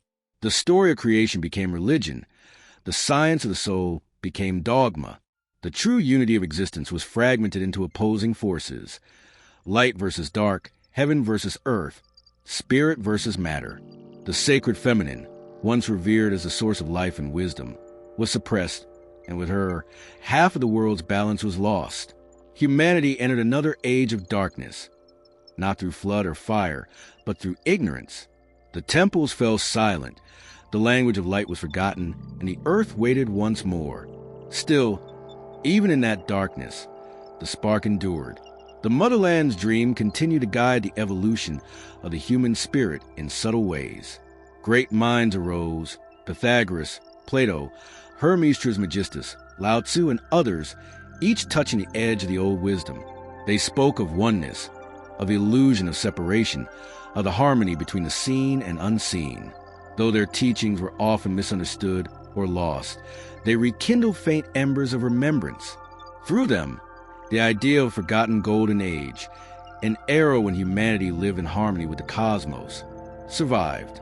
It appeared in myths of Atlantis, Lemuria, Hyperborea, and countless others. Each was a different mask for the same memory, the same truth that the motherland had once embodied. And so the pattern continued. Knowledge rose and fell like the tides. Civilizations flourished and vanished, but the song of creation never ceased. Every few millennia, new waves of awakening rippled through the collective mind of humankind. Sudden surges of creativity, bursts of innovation, ages of light and beauty that seemed to appear from nowhere. These, the old mystics said, were the echoes of the motherland vibration re-emerging through time, like a melody remembered in fragments. Humanity's progress, then, was not random but rhythmic, the long return home to what was lost. Now, as the modern age stands upon the brink of both unimaginable progress and peril, the same question that once faced the ancients arises again. Will we choose harmony or destruction? Will we repeat the fall or fulfill the promise of remembrance? The story of the motherland is not ancient history. It is a mirror showing us the cyclic nature of our own evolution. We are, perhaps, the children of a forgotten world, repeating its lessons until we remember the one truth that can end the cycle, that we are not separate from the universe, but the universe remembering itself through us. The motherland's voice, though drowned by time, still whispers in dreams, in intuition, in the quiet pull toward unity. It calls us back to balance, back to the understanding that began before history and will continue long after it ends. The question is whether we will listen, for the memory has never truly died. It waits, as it always has, in the silence between thoughts, in the rhythm of the heart, in the light of the stars reflected in our eyes. The story of humanity's second awakening begins not with war or conquest, but with curiosity, that ancient hunger to understand who we are and where we came from. The remnants of the old wisdom, though hidden, began to surface in subtle ways. In ancient libraries, beneath the sands of forgotten cities, within symbols carved on stone, humanity began to rediscover pieces of its lost past. Scholars and mystics across continents started to sense a pattern, a universal code that linked all ancient civilizations. The same sacred numbers, the same celestial alignments, the same myths of gods descending from the sky or rising from the sea, all pointed to a single origin. Yet the modern world, blind in its pursuit of material progress, dismissed these patterns as coincidence. But nothing in the old world was coincidence. Every line, every temple, every myth was a fragment of a greater truth, one that was slowly revealing itself again. It began with the rediscovery of old maps, fragments of geography that should not exist, maps that showed lands where none were supposed to be, coastlines drawn with precision centuries before satellites, and mountain ranges now buried beneath the sea. Explorers whispered of a vanished continent, a great landmass that once stretched across the Pacific, linking east and west in ways modern history could not explain. Some called it a myth, others a memory. But those who truly listened to the old traditions, from Polynesia to the Andes to the temples of Asia, began to hear the same name in countless tongues. The motherland, the cradle of the first light. From there, the search deepened. Ancient texts were re-examined, and what once seemed symbolic began to take on new meaning. The myths of gods descending in fiery chariots or teaching humanity the arts of civilization were reinterpreted not as fantasies, but as distorted records of real events. Across the world, stories spoke of beings who came from the stars, not as invaders, but as guides. They were described as luminous, tall, radiating peace and knowledge. They did not demand worship. They offered understanding. And their message was always the same, that humanity's destiny was to awaken, to remember its divine origin, and to live in harmony with all creation. But something changed after fall. The survivors of the cataclysm, traumatized and afraid, misunderstood the visitors who came to help. Over generations, reverence turned to worship, and worship turned to dependence. The teachers became gods, their wisdom became law, and their knowledge became mystery. The motherland had fallen, not only in the physical sense, but within the mind of man. The unity that had once bound the spiritual and the scientific was lost, divided by fear and superstition. And thus began the long exile of the human spirit, a separation from its cosmic ancestry. Still, the visitors did not abandon humanity. They continued to appear throughout the ages, their presence woven into the myths of angels, devas, and celestial beings. They appeared to prophets, visionaries, and inventors, whispering inspiration, igniting sparks of genius that would push civilization forward. They were not saviors nor conquerors. They were reminders. Yet most of humanity remained deaf to their guidance. too lost in the noise of power and greed to hear the subtle hum of remembrance. A few, however, did hear, and they became the torchbearers of the old flame. Among these torchbearers were the secret schools that carried fragments of the motherland's teachings. In their doctrine, scattered though they were, one could still trace the pattern of the ancient wisdom. The Hermetic axiom, as above, so below, was a direct echo of the old understanding that the human being mirrored the cosmos. The Hindu concept of Brahman, the infinite consciousness, reflected the same truth known in the motherland, that all creation is a vibration of one living energy. Even in the sacred chants of Polynesian navigators and the geometric harmony of Mayan temples, the same resonance was preserved. The world had forgotten the motherland's name, but its memory survived in sound, in number, in rhythm. Then came the modern age, an era of rediscovery cloaked in skepticism. Archaeologists unearthed megaliths older than history, cities submerged beneath the sea, and carvings of stars and machines that should not have existed in the ancient world. The orthodox mind resisted, but the evidence grew too vast to ignore. How could cultures separated by oceans share the same astronomical precision, the same mythic timeline, the same obsession with the stars? Why did they all claim that knowledge came from the sky? Slowly, the illusion of isolation began to crumble, and humanity once more faced a question it had buried for centuries. What if we are not the first? The deeper investigators went, the clearer the pattern became. The ancient civilizations were not independent accidents. They were branches of the same tree, each carrying the genetic code of the motherland. The pyramid, the circle, the cross, the spiral. These were not mere symbols, but mathematical expressions of cosmic laws, encoding the relationship between matter, energy, and consciousness. Every sacred site was a resonant node, tuned to the frequency of the earth and the stars. The ancients understood that energy flowed to the planet like blood through veins, and by aligning their temples to these flows, they could channel power, heal the land, and even alter consciousness. This was not superstition. It was a science of harmony, one that modern physics is only now beginning to rediscover. Yet for all our advancements, humanity remains a species of amnesia. We have built machines that reach the edges of the solar system, yet we have forgotten how to hear the voice of the earth beneath our feet. We have learned to split the atom, yet we do not understand the spirit that animates it. The ancients of the motherland would have seen this imbalance as the same sickness that once destroyed their world, the pursuit of outer mastery without inner wisdom. They would warn that no civilization can survive long when it forgets that consciousness itself is the foundation of reality. And perhaps, deep down, the earth remembers too. There are moments, magnetic anomalies, sudden shifts in the planet's field, strange pulsations from the ocean depths, when it feels as though something ancient stirs beneath us. Perhaps it is only the planet adjusting to human disruption. Or perhaps it is a slow awakening of what once slept beneath the waves, the memory of the motherland calling her children home.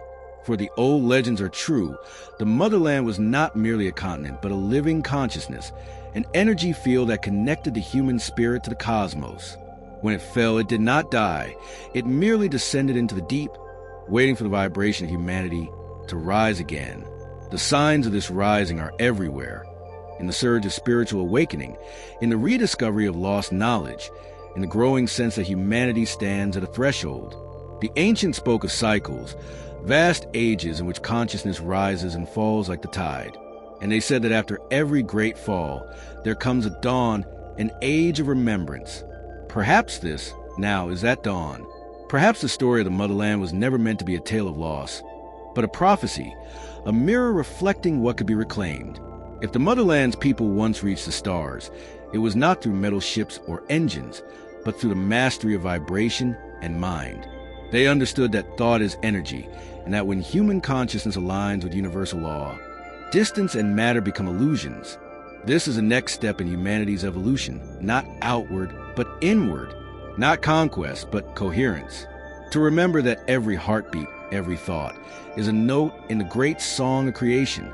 The old world may have fallen, but its dream endures, a dream that humanity will one day live not as exiles in a divided world, but as conscious beings in harmony with the living cosmos. The question is not whether the motherland existed in the past, but whether it can exist again within us. As the tides of time carried humanity further from its origins, the memory of the motherland transformed from faint echo to deep intuition.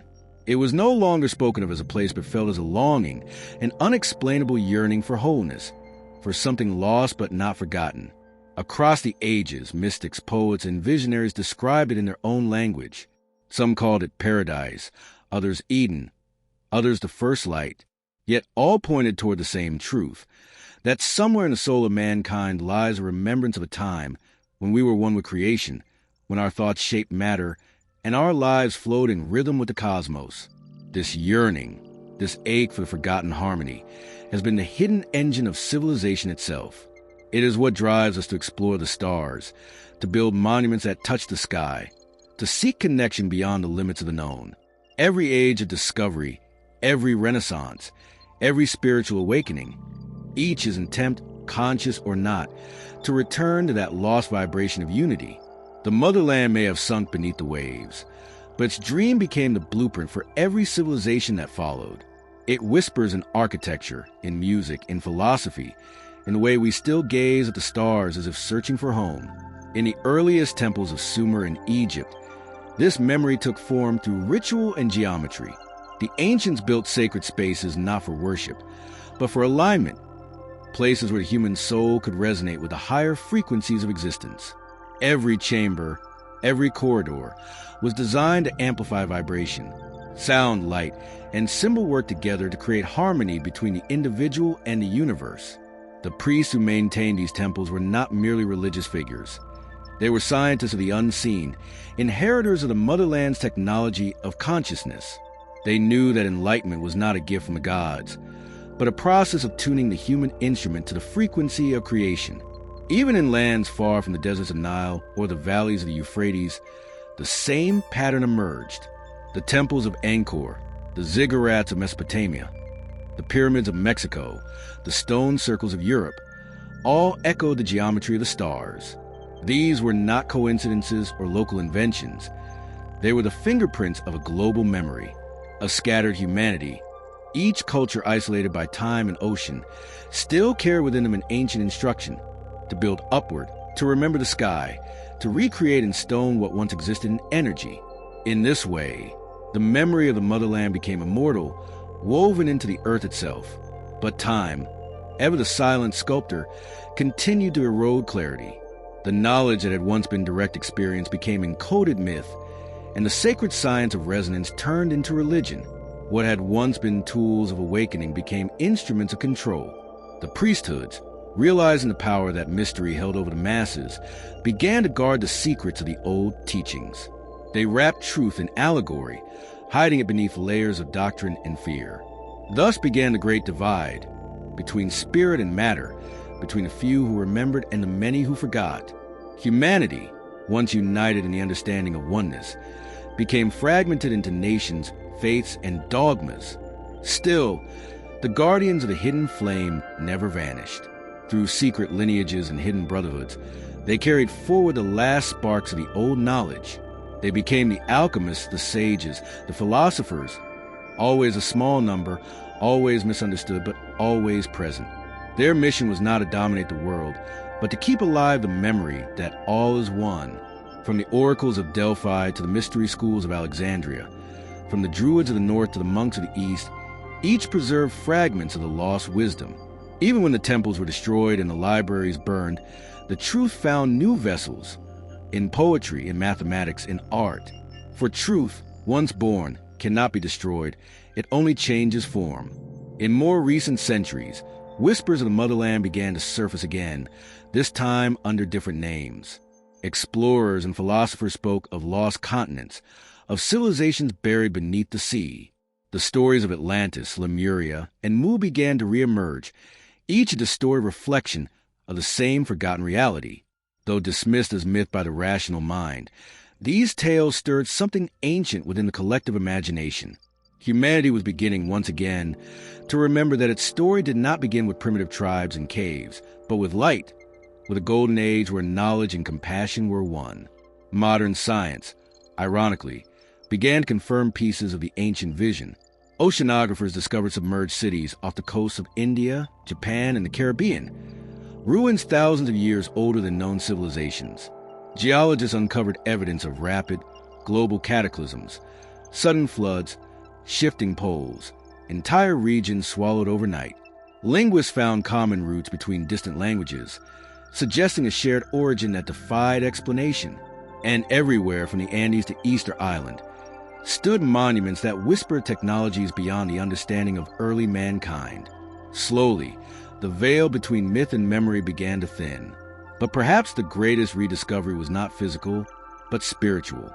As humanity began to look inward through meditation, quantum physics, and the study of consciousness, it stumbled upon the same truths that the ancients once lived by.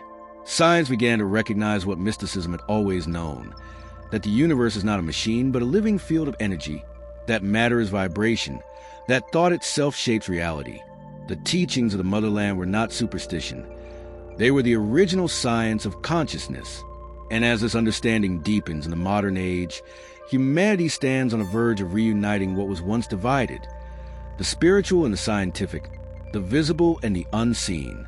The old text spoke of this time, an age when the children of light would begin to awaken from their long sleep, when the veil of forgetfulness would lift and the knowledge of the first world would return. They said the earth herself would assist in this awakening, through upheavals and signs in the sky, reminding humanity that balance must be restored. And indeed, we see these signs now: climatic shifts, magnetic changes, unexplained phenomena that challenge the known laws of nature. To the unawakened, they appear as chaos. But to those who remember, they are the birth pains of a world reawakening. The motherland's return, then, is not physical, it is vibrational. It is not a continent rising from the sea, but a consciousness rising within humanity. Every act of compassion, every moment of awareness, every pursuit of truth brings us closer to that original harmony. The golden age was never truly lost. It simply withdrew until we were ready to receive it again. And perhaps now, as the old systems crumble and new visions emerge, that readiness has come. But with remembrance comes responsibility.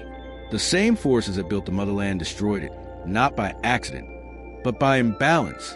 When knowledge exceeds wisdom, when power outpaces compassion, the fall becomes inevitable.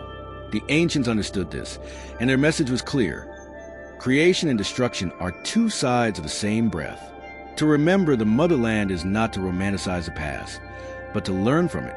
For the story of the first civilization is not only our origin, it is our mirror, showing what we have been and what we may yet become. The time has come to look inward, to listen once more to the pulse of the earth, to hear the echo that has been calling through the ages. The motherland is not gone. It lives in every soul that seeks unity, in every heart that remembers the light. And as humanity moves toward the next great turning, the questions stand before us as it once did long ago. Will we rise in harmony or fall once more into the depths? The answer lies not in the stars, but within the vibration of our own awakening. The dawn of the new age arrived not with thunder or revelation, but with a quiet shift, a stirring in the collective mind of humanity. It began in dreams and synchronicities, in a growing sense that the world's old structures no longer fit the consciousness emerging within them. People began to feel the tension between what they had been taught and what they intuitively knew to be true. Across continents, individuals who had never met began speaking of the same experiences: heightened intuition, strange memories, the sensation of energies moving to the body, the awareness that everything was somehow connected. They were not prophets or mystics, but ordinary people awakening to something extraordinary, the ancient memories stirring once again. The vibration of the motherland, dormant for millennia, was rising through the human soul. At first, this awakening was met with confusion. Science and religion, both built upon limited fragments of truth, could not explain what was happening. Those who felt the call were often dismissed as dreamers, their experiences labeled as coincidence or fantasy. But as the movement grew, it became impossible to ignore. There was a rhythm to it, a pattern that transcended borders and belief. The same dreams appeared in distant minds. The same symbols reemerged in art, music, and vision. Even the earth herself seemed to respond, her magnetic field shifting, her heartbeat quickening. It was as though the planet and its children were waking up together, remembering a song that had not been sung since before history began. Amid this awakening, Ancient sites across the world began to draw new attention. Temples long silent began to hum again, not physically, but energetically. Sensitive souls felt vibrations at these places that modern instruments struggled to record. It was as if the stones themselves were responding to the change in human consciousness, reactivating the energetic grid that once linked the planet in harmony. From the mountains of Tibet to the deserts of Mexico, from the islands of Polynesia to the pyramids of Egypt, the same energy pulsed, subtle, steady, familiar. The earth was speaking again in the language of the motherland. The old prophecies had spoken of this time. They said that one day, when humanity's arrogance reached its peak and the world's balance hung by a thread, the memory of the first civilization would return. But it would not return as knowledge alone. It would come as a choice. Humanity would be offered the chance to remember not just its origins, but its purpose. And that purpose was never conquest or dominion, but creation through harmony. The ancients had known that consciousness was the most powerful force in the universe, that every thought and emotion shaped reality. The destruction of the motherland had come not from external catastrophe alone, but from inner imbalance. Fear, greed, and pride had torn apart what unity had built. And now, thousands of years later, humanity stood at the same crossroads once more. The more people awakened, the clearer the parallels became. The modern world's technologies, though dazzling, mirrored the same patterns of the old world. Immense power without equal wisdom. Machines that could alter weather, manipulate genes, and reach the stars echoed the lost sciences of the past. Once again, humanity stood as a creator without understanding the sacredness of creation. The ancients had warned that knowledge divorced from love becomes destruction. They had inscribed it into their myths. The fall of gods, the drowning of continents, the burning of skies.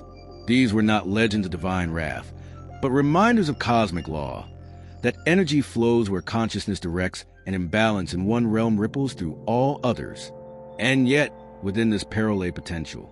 For the ancients also taught that in every age of collapse, there is an opportunity for rebirth. The motherland's legacy was not meant to be a cautionary tale alone. It was a guidebook for transcendence.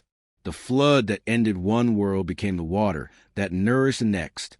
So, too, the chaos of the modern age could become the soil for a new awakening.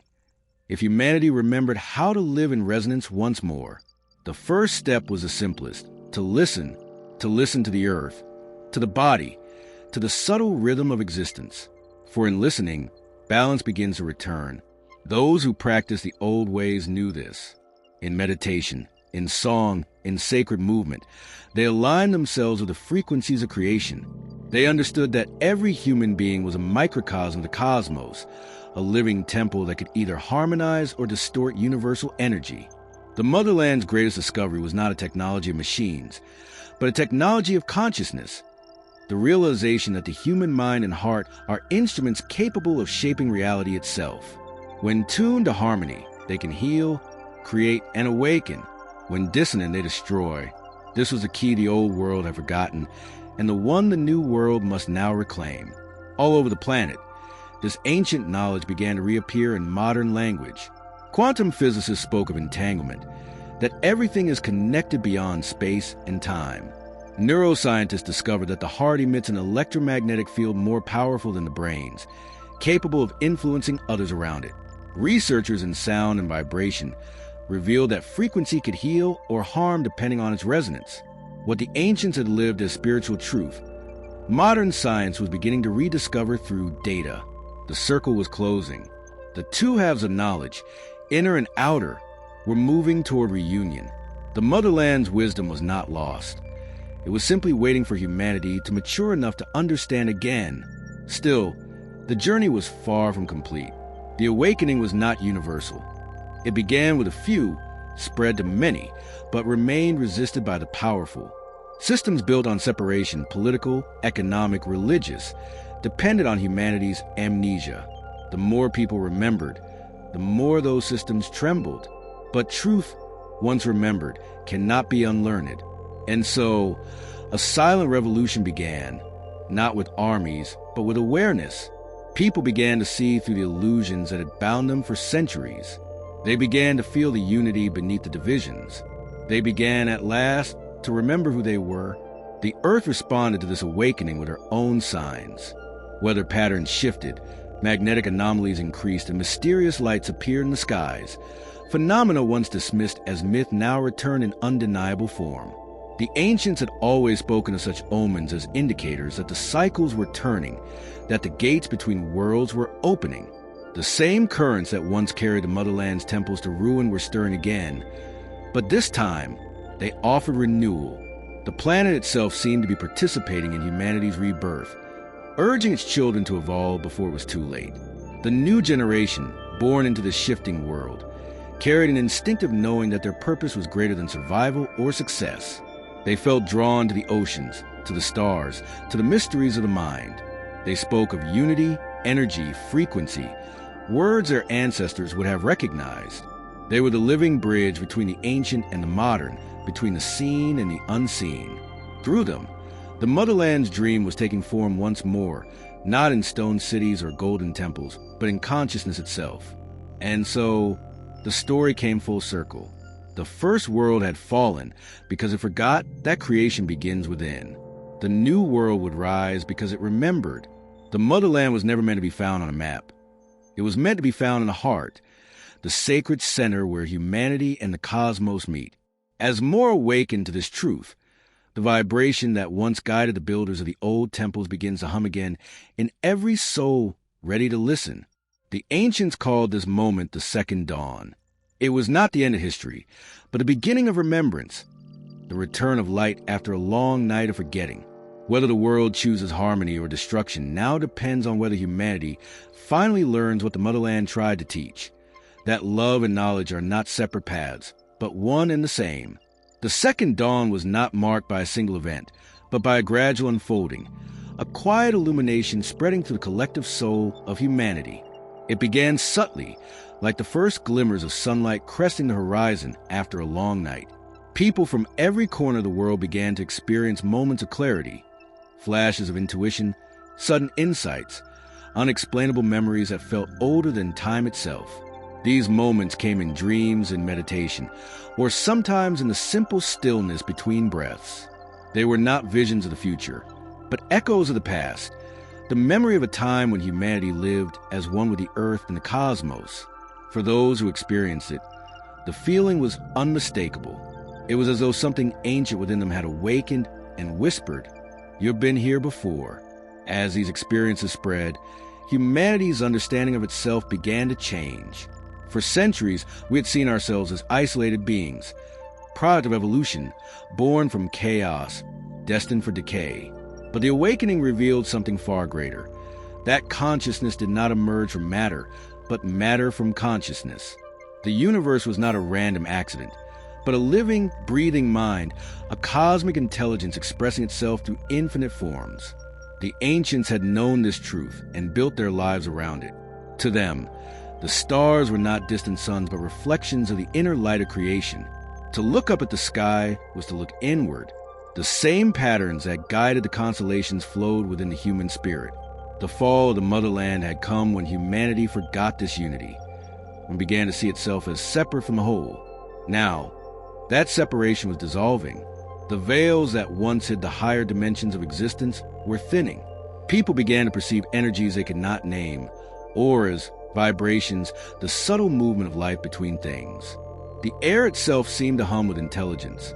For the first time in thousands of years, the two great streams of knowledge, the spiritual and the scientific, began to converge. Quantum physicists spoke of the observer's influence on reality. Mystics spoke of the same truth in the language of vibration.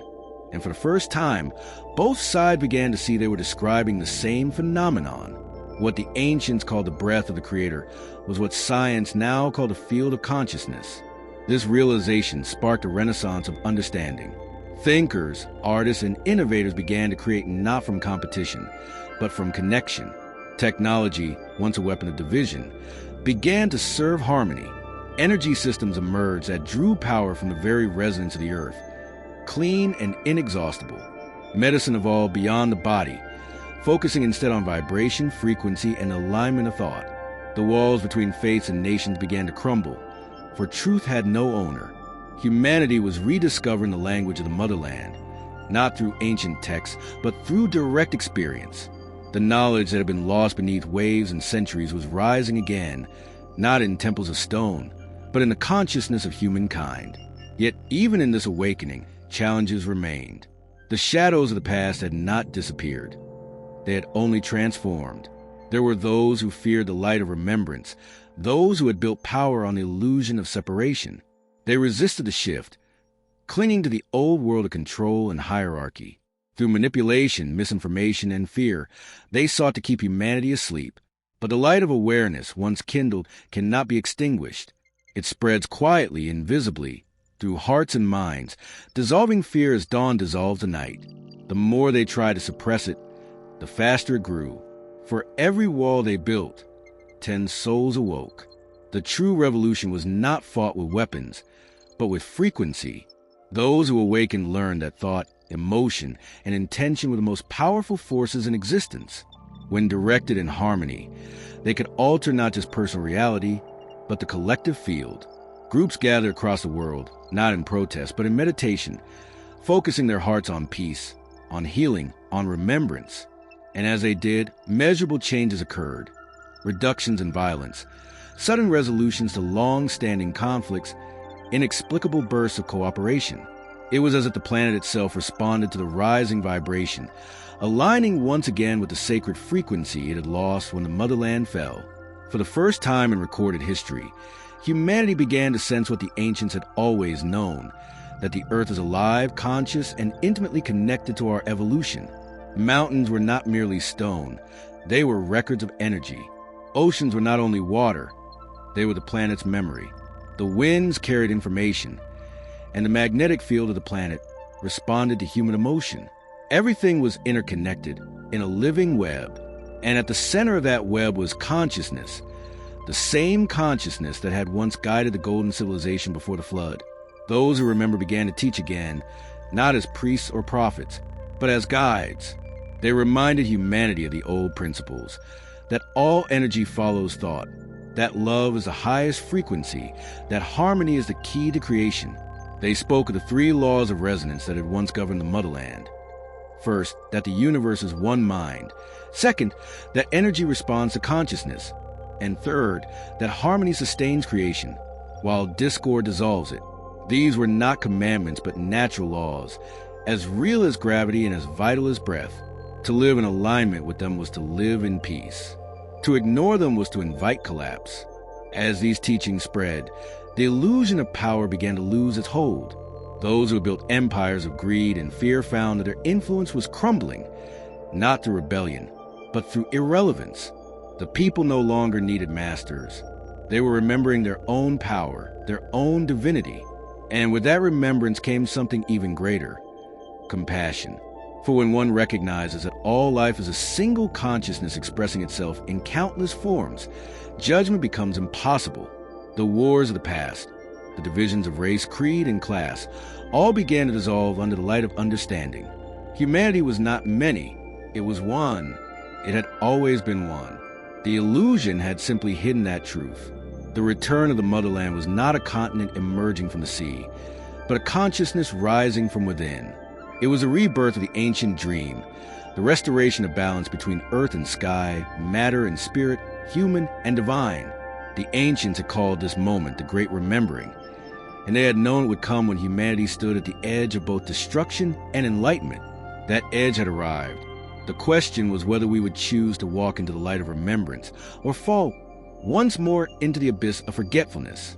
Signs of this choice appeared everywhere. The weather grew unpredictable, the seas restless, the earth herself shifting beneath our feet. But along with the turmoil came beauty. Skies of colors unseen before, lights dancing where none should exist, frequencies heard only by those attuned to them.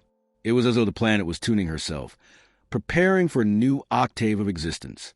And humanity, for all its confusion, was beginning to harmonize with her once again. In that moment of awakening, one truth became undeniable. The motherland had never been a myth. It had been the first song, the original vibration of creation, and its melody still echoed in the hearts of those who remembered.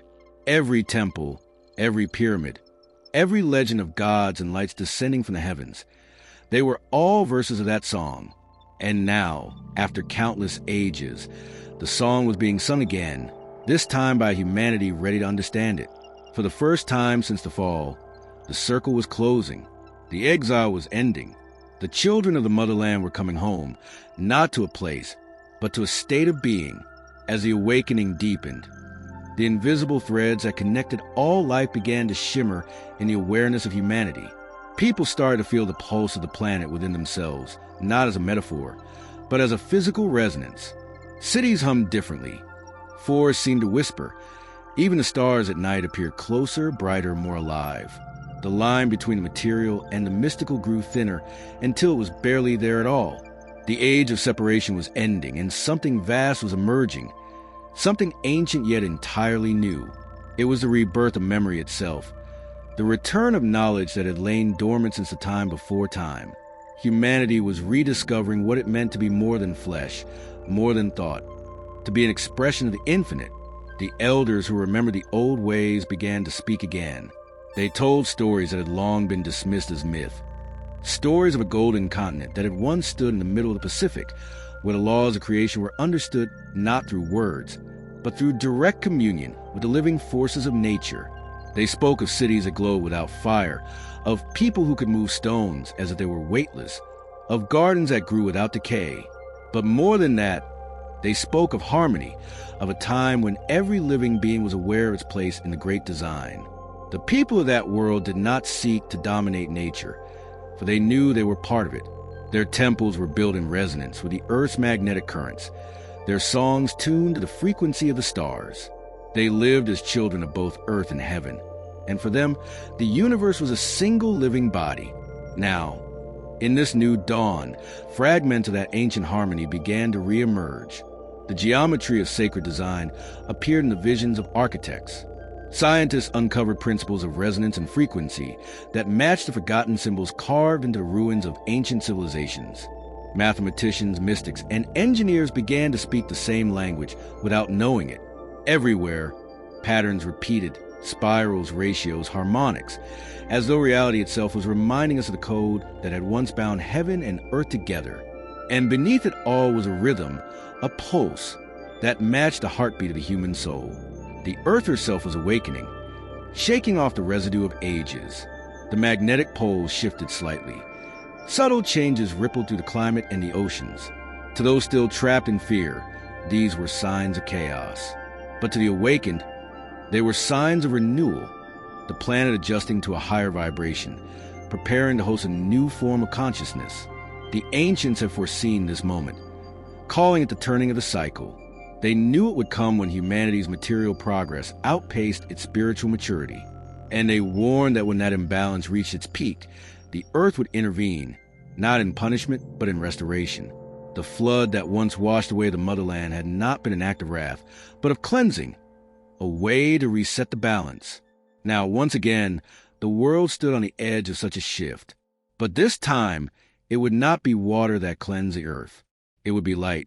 The light of remembrance, the awakening of consciousness on a planetary scale. Those who had learned to align with it could feel it already, a soft vibration beneath their skin, a subtle hum in their bones. They began to understand that ascension was not an escape from the world, but the world itself ascending with them. Mountains, oceans, forests, all were rising together into a new frequency of existence. The earth was not dying, she was evolving, and humanity, for the first time in millennia, was beginning to evolve with her. The guardians of the ancient knowledge, souls who had chosen to return at this time, began to find one another. They were scattered across every continent, in every culture and age, drawn together by unseen forces. Some were scientists, others artists, mystics, healers, or ordinary people living extraordinary awakenings. They did not remember each other with their minds, but their souls recognized the frequency. When they met, it was as though they had never been apart. Together, they began to rebuild the invisible temple, not of stone, but of intention. Each act of love, each moment of compassion, was a new pillar, each insight a beam of light. Humanity was rebuilding the motherland in consciousness, one awakened heart at a time. The transformation was not without resistance. The forces of the old world, those who had thrived in the age of division, fought to maintain their control. They amplified fear through systems of power, through information, through the illusion of chaos. But the higher frequency could not be contained by fear. For every soul they tried to bind, 1,000 more awakened. The energy of remembrance was exponential. Once it began, it could not be stopped. The dream of separation was collapsing, and with it, the structures built upon it. Economies faltered, governments wavered, belief systems crumbled, not as destruction, but as release. The old skin of humanity was shedding, and beneath it, something luminous was being born. In this time of great shifting, dreams became more vivid, synchronicities more frequent. Time itself began to feel unstable. Moments stretched or vanished altogether. Many felt disoriented, unable to tell whether they were awake or dreaming. Yet this, too, was part of the transition. The linear flow of time, a construct of the lower consciousness, was giving way to a higher perception. The ancients had lived in this state naturally, seeing past, present, and future as one eternal now. Humanity was returning to that awareness, learning again that all things exist simultaneously in the field of creation. There was no past to mourn, no future to fear, only the infinite unfolding of the present moment. And in that realization, something extraordinary occurred. The barrier between life and death began to blur. Those who had passed on were no longer distant memories, but active presences, guides, teachers, friends whispering across dimensions. The living began to feel their ancestors beside them, walking with them, breathing with them. The continuum of existence was healing. The souls who had once walked the lands of the motherland were among them again, not in form, but in essence. Through this reconnection, humanity began to understand that death had never been an end, only a change of frequency, and that consciousness, once awakened, could never be extinguished. As this truth spread, fear lost its grip entirely. People began to live differently, not out of survival, but creation. Communities formed around harmony and purpose rather than profit. Education turned toward understanding the nature of consciousness, teaching children that the mind was not confined to brain, but extended into the very fabric of reality. Art and science became indistinguishable. Work became expression. Healing became natural. The old systems of control faded into irrelevance because they were no longer needed. Humanity was learning to govern itself, not through laws and force, but through resonance. The return of balance was underway. The motherland was not rising from the sea, but from the heart. Every thought aligned with unity brought it closer. Every act of love rebuilt its foundation. The earth, now glowing with renewed energy, responded to this rising harmony. Storms began to calm. Forests began to regrow where none had stood for decades. The oceans, once choked with decay, began to clear.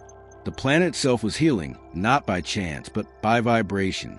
The same principle that had once sustained the ancient civilization was returning. That consciousness creates form, and love sustains it. And as humanity began to live once more in alignment with that truth, a new vision of the future began to unfold. Not a utopia of perfection, but a world in balance. A world where technology served life, where knowledge and wisdom walked hand in hand, where the sacred and the scientific were no longer divided. A world that remembered.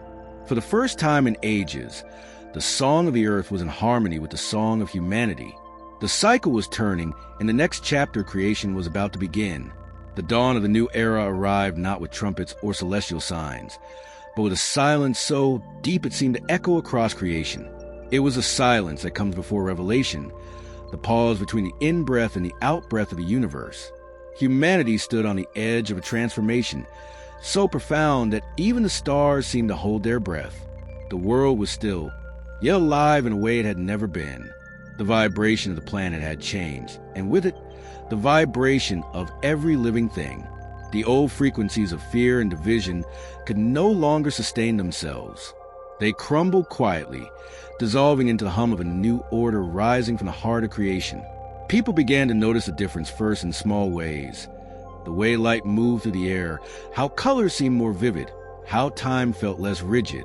Children born during this period carried an awareness that could not be taught. Their eyes held the memory of 1,000 suns, and their minds worked not in logic but in harmony. They could feel the emotions of others as their own, communicate without words, and sense the living patterns of the natural world. To the old world, they seemed extraordinary, but to those who remembered, they were simply the first children of a new earth, the first generation to be fully awake. Across the globe, structures of the old age, political, religious, economic, continue to dissolve, not through rebellion or collapse, but through irrelevance. The people no longer needed them. Authority had shifted inward to the quiet knowing that lived in the center of every being. Decisions were made not through conflict, but through resonance. Communities emerged organically, guided by intuition rather than law. No longer driven by scarcity or fear, humanity began to operate from abundance. Resources were shared naturally, for it was understood that to take more than one needs is to disrupt the flow of life itself. The technologies that arose from this consciousness were unlike anything seen before. Machines no longer extracted from the earth, but worked in symbiosis with it. Energy systems drew power from the subtle movements of the planet's magnetic field. Structures were built using materials that grew rather than decayed. Crystals, living composites, organic metals that resonated with the human frequency. Transportation became instantaneous, not through speed, but through alignment of vibration. The very concept of distance began to fade, for humanity was learning what the ancients had once mastered, that space itself was a construct perception, and that by harmonizing one's frequency, one could move anywhere in the web of existence. The dream of the motherland was being reborn, not as legend, but as living truth. The principles that had guided the ancient civilization were now being rediscovered and lived anew. The law of harmony, the law of reflection, the law of creation, all became part of daily life once again. People understood that every thought was a seed, every emotion a force of creation. They cultivated inner peace not as an ideal, but as necessity, knowing that the vibration they held within shaped the world without. And as more souls aligned with this understanding, the collective frequency rose until the earth itself began to sing. It was during this time that the phenomenon known as the Great Illumination occurred. Across the skies, lights appeared, not from machines, but from the heavens themselves. Some described them as auroras, others as consciousness made visible. They moved in patterns that defied science, spiraling, merging, forming vast symbols of light that hung over the oceans and mountains. The elders recognized them instantly. They were the glyphs of the ancient motherland, the sacred language of energy, once used to communicate directly with the higher realms. Each light carried a message, not in words, but in vibration, felt deep within the soul. It was a universe speaking to its children, saying, "You have remembered. You are home." Those who witnessed it wept without knowing why. The light was not something external. It awakened something within. Memories long buried flooded back. Lives lived before fall. The song of the temples, the laughter of the golden cities, the moment the sea rose to reclaim them. But this time there was no grief, only recognition. The cycle was complete. The pain of separation had served its purpose, to teach humanity the meaning of unity. The exile from the motherland had never been a punishment. It was a necessary journey of forgetting and remembering. And now, the remembering was done. In this illumination, the boundaries between dimensions dissolved completely. The beings who had once guided humanity, the luminous ones, the elder brothers of the stars, began to walk among them again. They were not gods as they had been mistaken from the past, but companions, mentors, reflections of what humanity was becoming. They came not to rule, but to remind that the true temple of creation was not of stone or crystal, but the awakened heart. They taught the art of direct manifestation, the science of vibration, the geometry of consciousness. But most importantly, they taught humility, for power without harmony leads again to fall. Humanity listened, not with fear, but with reverence, for this time they understood. As the great illumination unfolded, time itself began to lose meaning. The distinction between past and future blurred into a single, eternal now. The ancient and the new existed simultaneously, like two melodies merging into one harmony. In some places, the ruins of old temples shimmered, briefly revealing what they had once been, radiant structures of light, perfectly aligned to the stars. The memory of the motherland had not only returned, it had reactivated. Its vibration pulsed again to the ley lines of the earth, through the hearts of humanity, through the very core creation, the long-forgotten grid, the network of energy that once sustained the golden civilization, was alive once more. Those who could feel described it as a music beyond sound, a rhythm that moved through everything. It was a heartbeat of the world, steady, infinite, unbroken. And within that heartbeat, a revelation dawned. The motherland had never been destroyed. It had simply shifted out of physical vibration, hidden behind the veil, until humanity was ready to see it again. It had waited patiently in the fifth dimension of the earth, where no decay could touch it. And now, as the frequency of the planet rose, it began to reappear, not as ruins, but as light. Its cities, its temples, its archives of knowledge shimmered faintly at first, then more clearly, as if emerging from a dream. Those attuned to the higher frequencies could walk among them, learn from them, and bring that knowledge back to the physical world. The return was not a single event, but an ongoing process, a merging of worlds. The earth was ascending, and with it, the human race. The separation between heaven and earth, spirit and matter, was dissolving. The two were becoming one again, as they had been in the beginning. Humanity was reclaiming its rightful place as the bridge between the infinite and the physical, the conscious expression of the universe made manifest in form. This was the true legacy of the motherland, not a lost continent, but a living state of being, an eternal truth woven into the fabric of existence. And so, as the great illumination continued, humanity stood at the threshold of a new epoch, not the end of history, but the beginning of remembrance. The veil was lifting, the stars were watching, and the children of the earth were ready to take their place once more among the civilizations of light. In the silence that followed the great illumination, the world felt reborn. The skies shimmered with hues unseen before, opal blues, liquid gold, soft silvers that seemed to pulse in rhythm with the earth's new frequency. The air itself carried music, not made by any instrument, but resonating from life itself. Humanity stood at the threshold of a new reality, a living bridge between the physical and the infinite. The age of remembering had arrived. The long exile, the wandering through shadows and division, had fulfilled its purpose. What was lost had been found, not in the seas, not in ruins, but in the heart of humankind. For the first time in countless ages, the people of Earth lived without fear. There were no empires to serve, no wars to wage, no illusions to uphold. Every person understood their role as a thread in the vast tapestry of existence, essential and eternal. The boundaries between nations dissolved, for there was no longer us and them. There was only we, the children of the same divine mind, the same breath that had once sung the motherland into being. The planet itself glowed with vitality, her ecosystems thriving, her oceans alive with crystalline clarity. The wounds of the old world healed swiftly, for the vibration of life itself had shifted into balance. Temples of light appeared once more, not built by hands, but manifested through resonance. These were not places of worship, but a connection. Within them, one could feel the heartbeat of the universe, the living pulse of creation flowing through every molecule. Here, humans and the luminous beings who had guided them communed as equals. Together they wove new forms of art, science, and language, expressions of consciousness far beyond words. Energy was sculpted as easily as clay, music shaped light. Thoughts created matter. Creation had become collaboration between humanity and the cosmos itself. The knowledge once held by the ancients returned in fullness. The archives of the motherland, stored in crystalline matrices deep beneath the earth and within the etheric layers of the planet, were unlocked.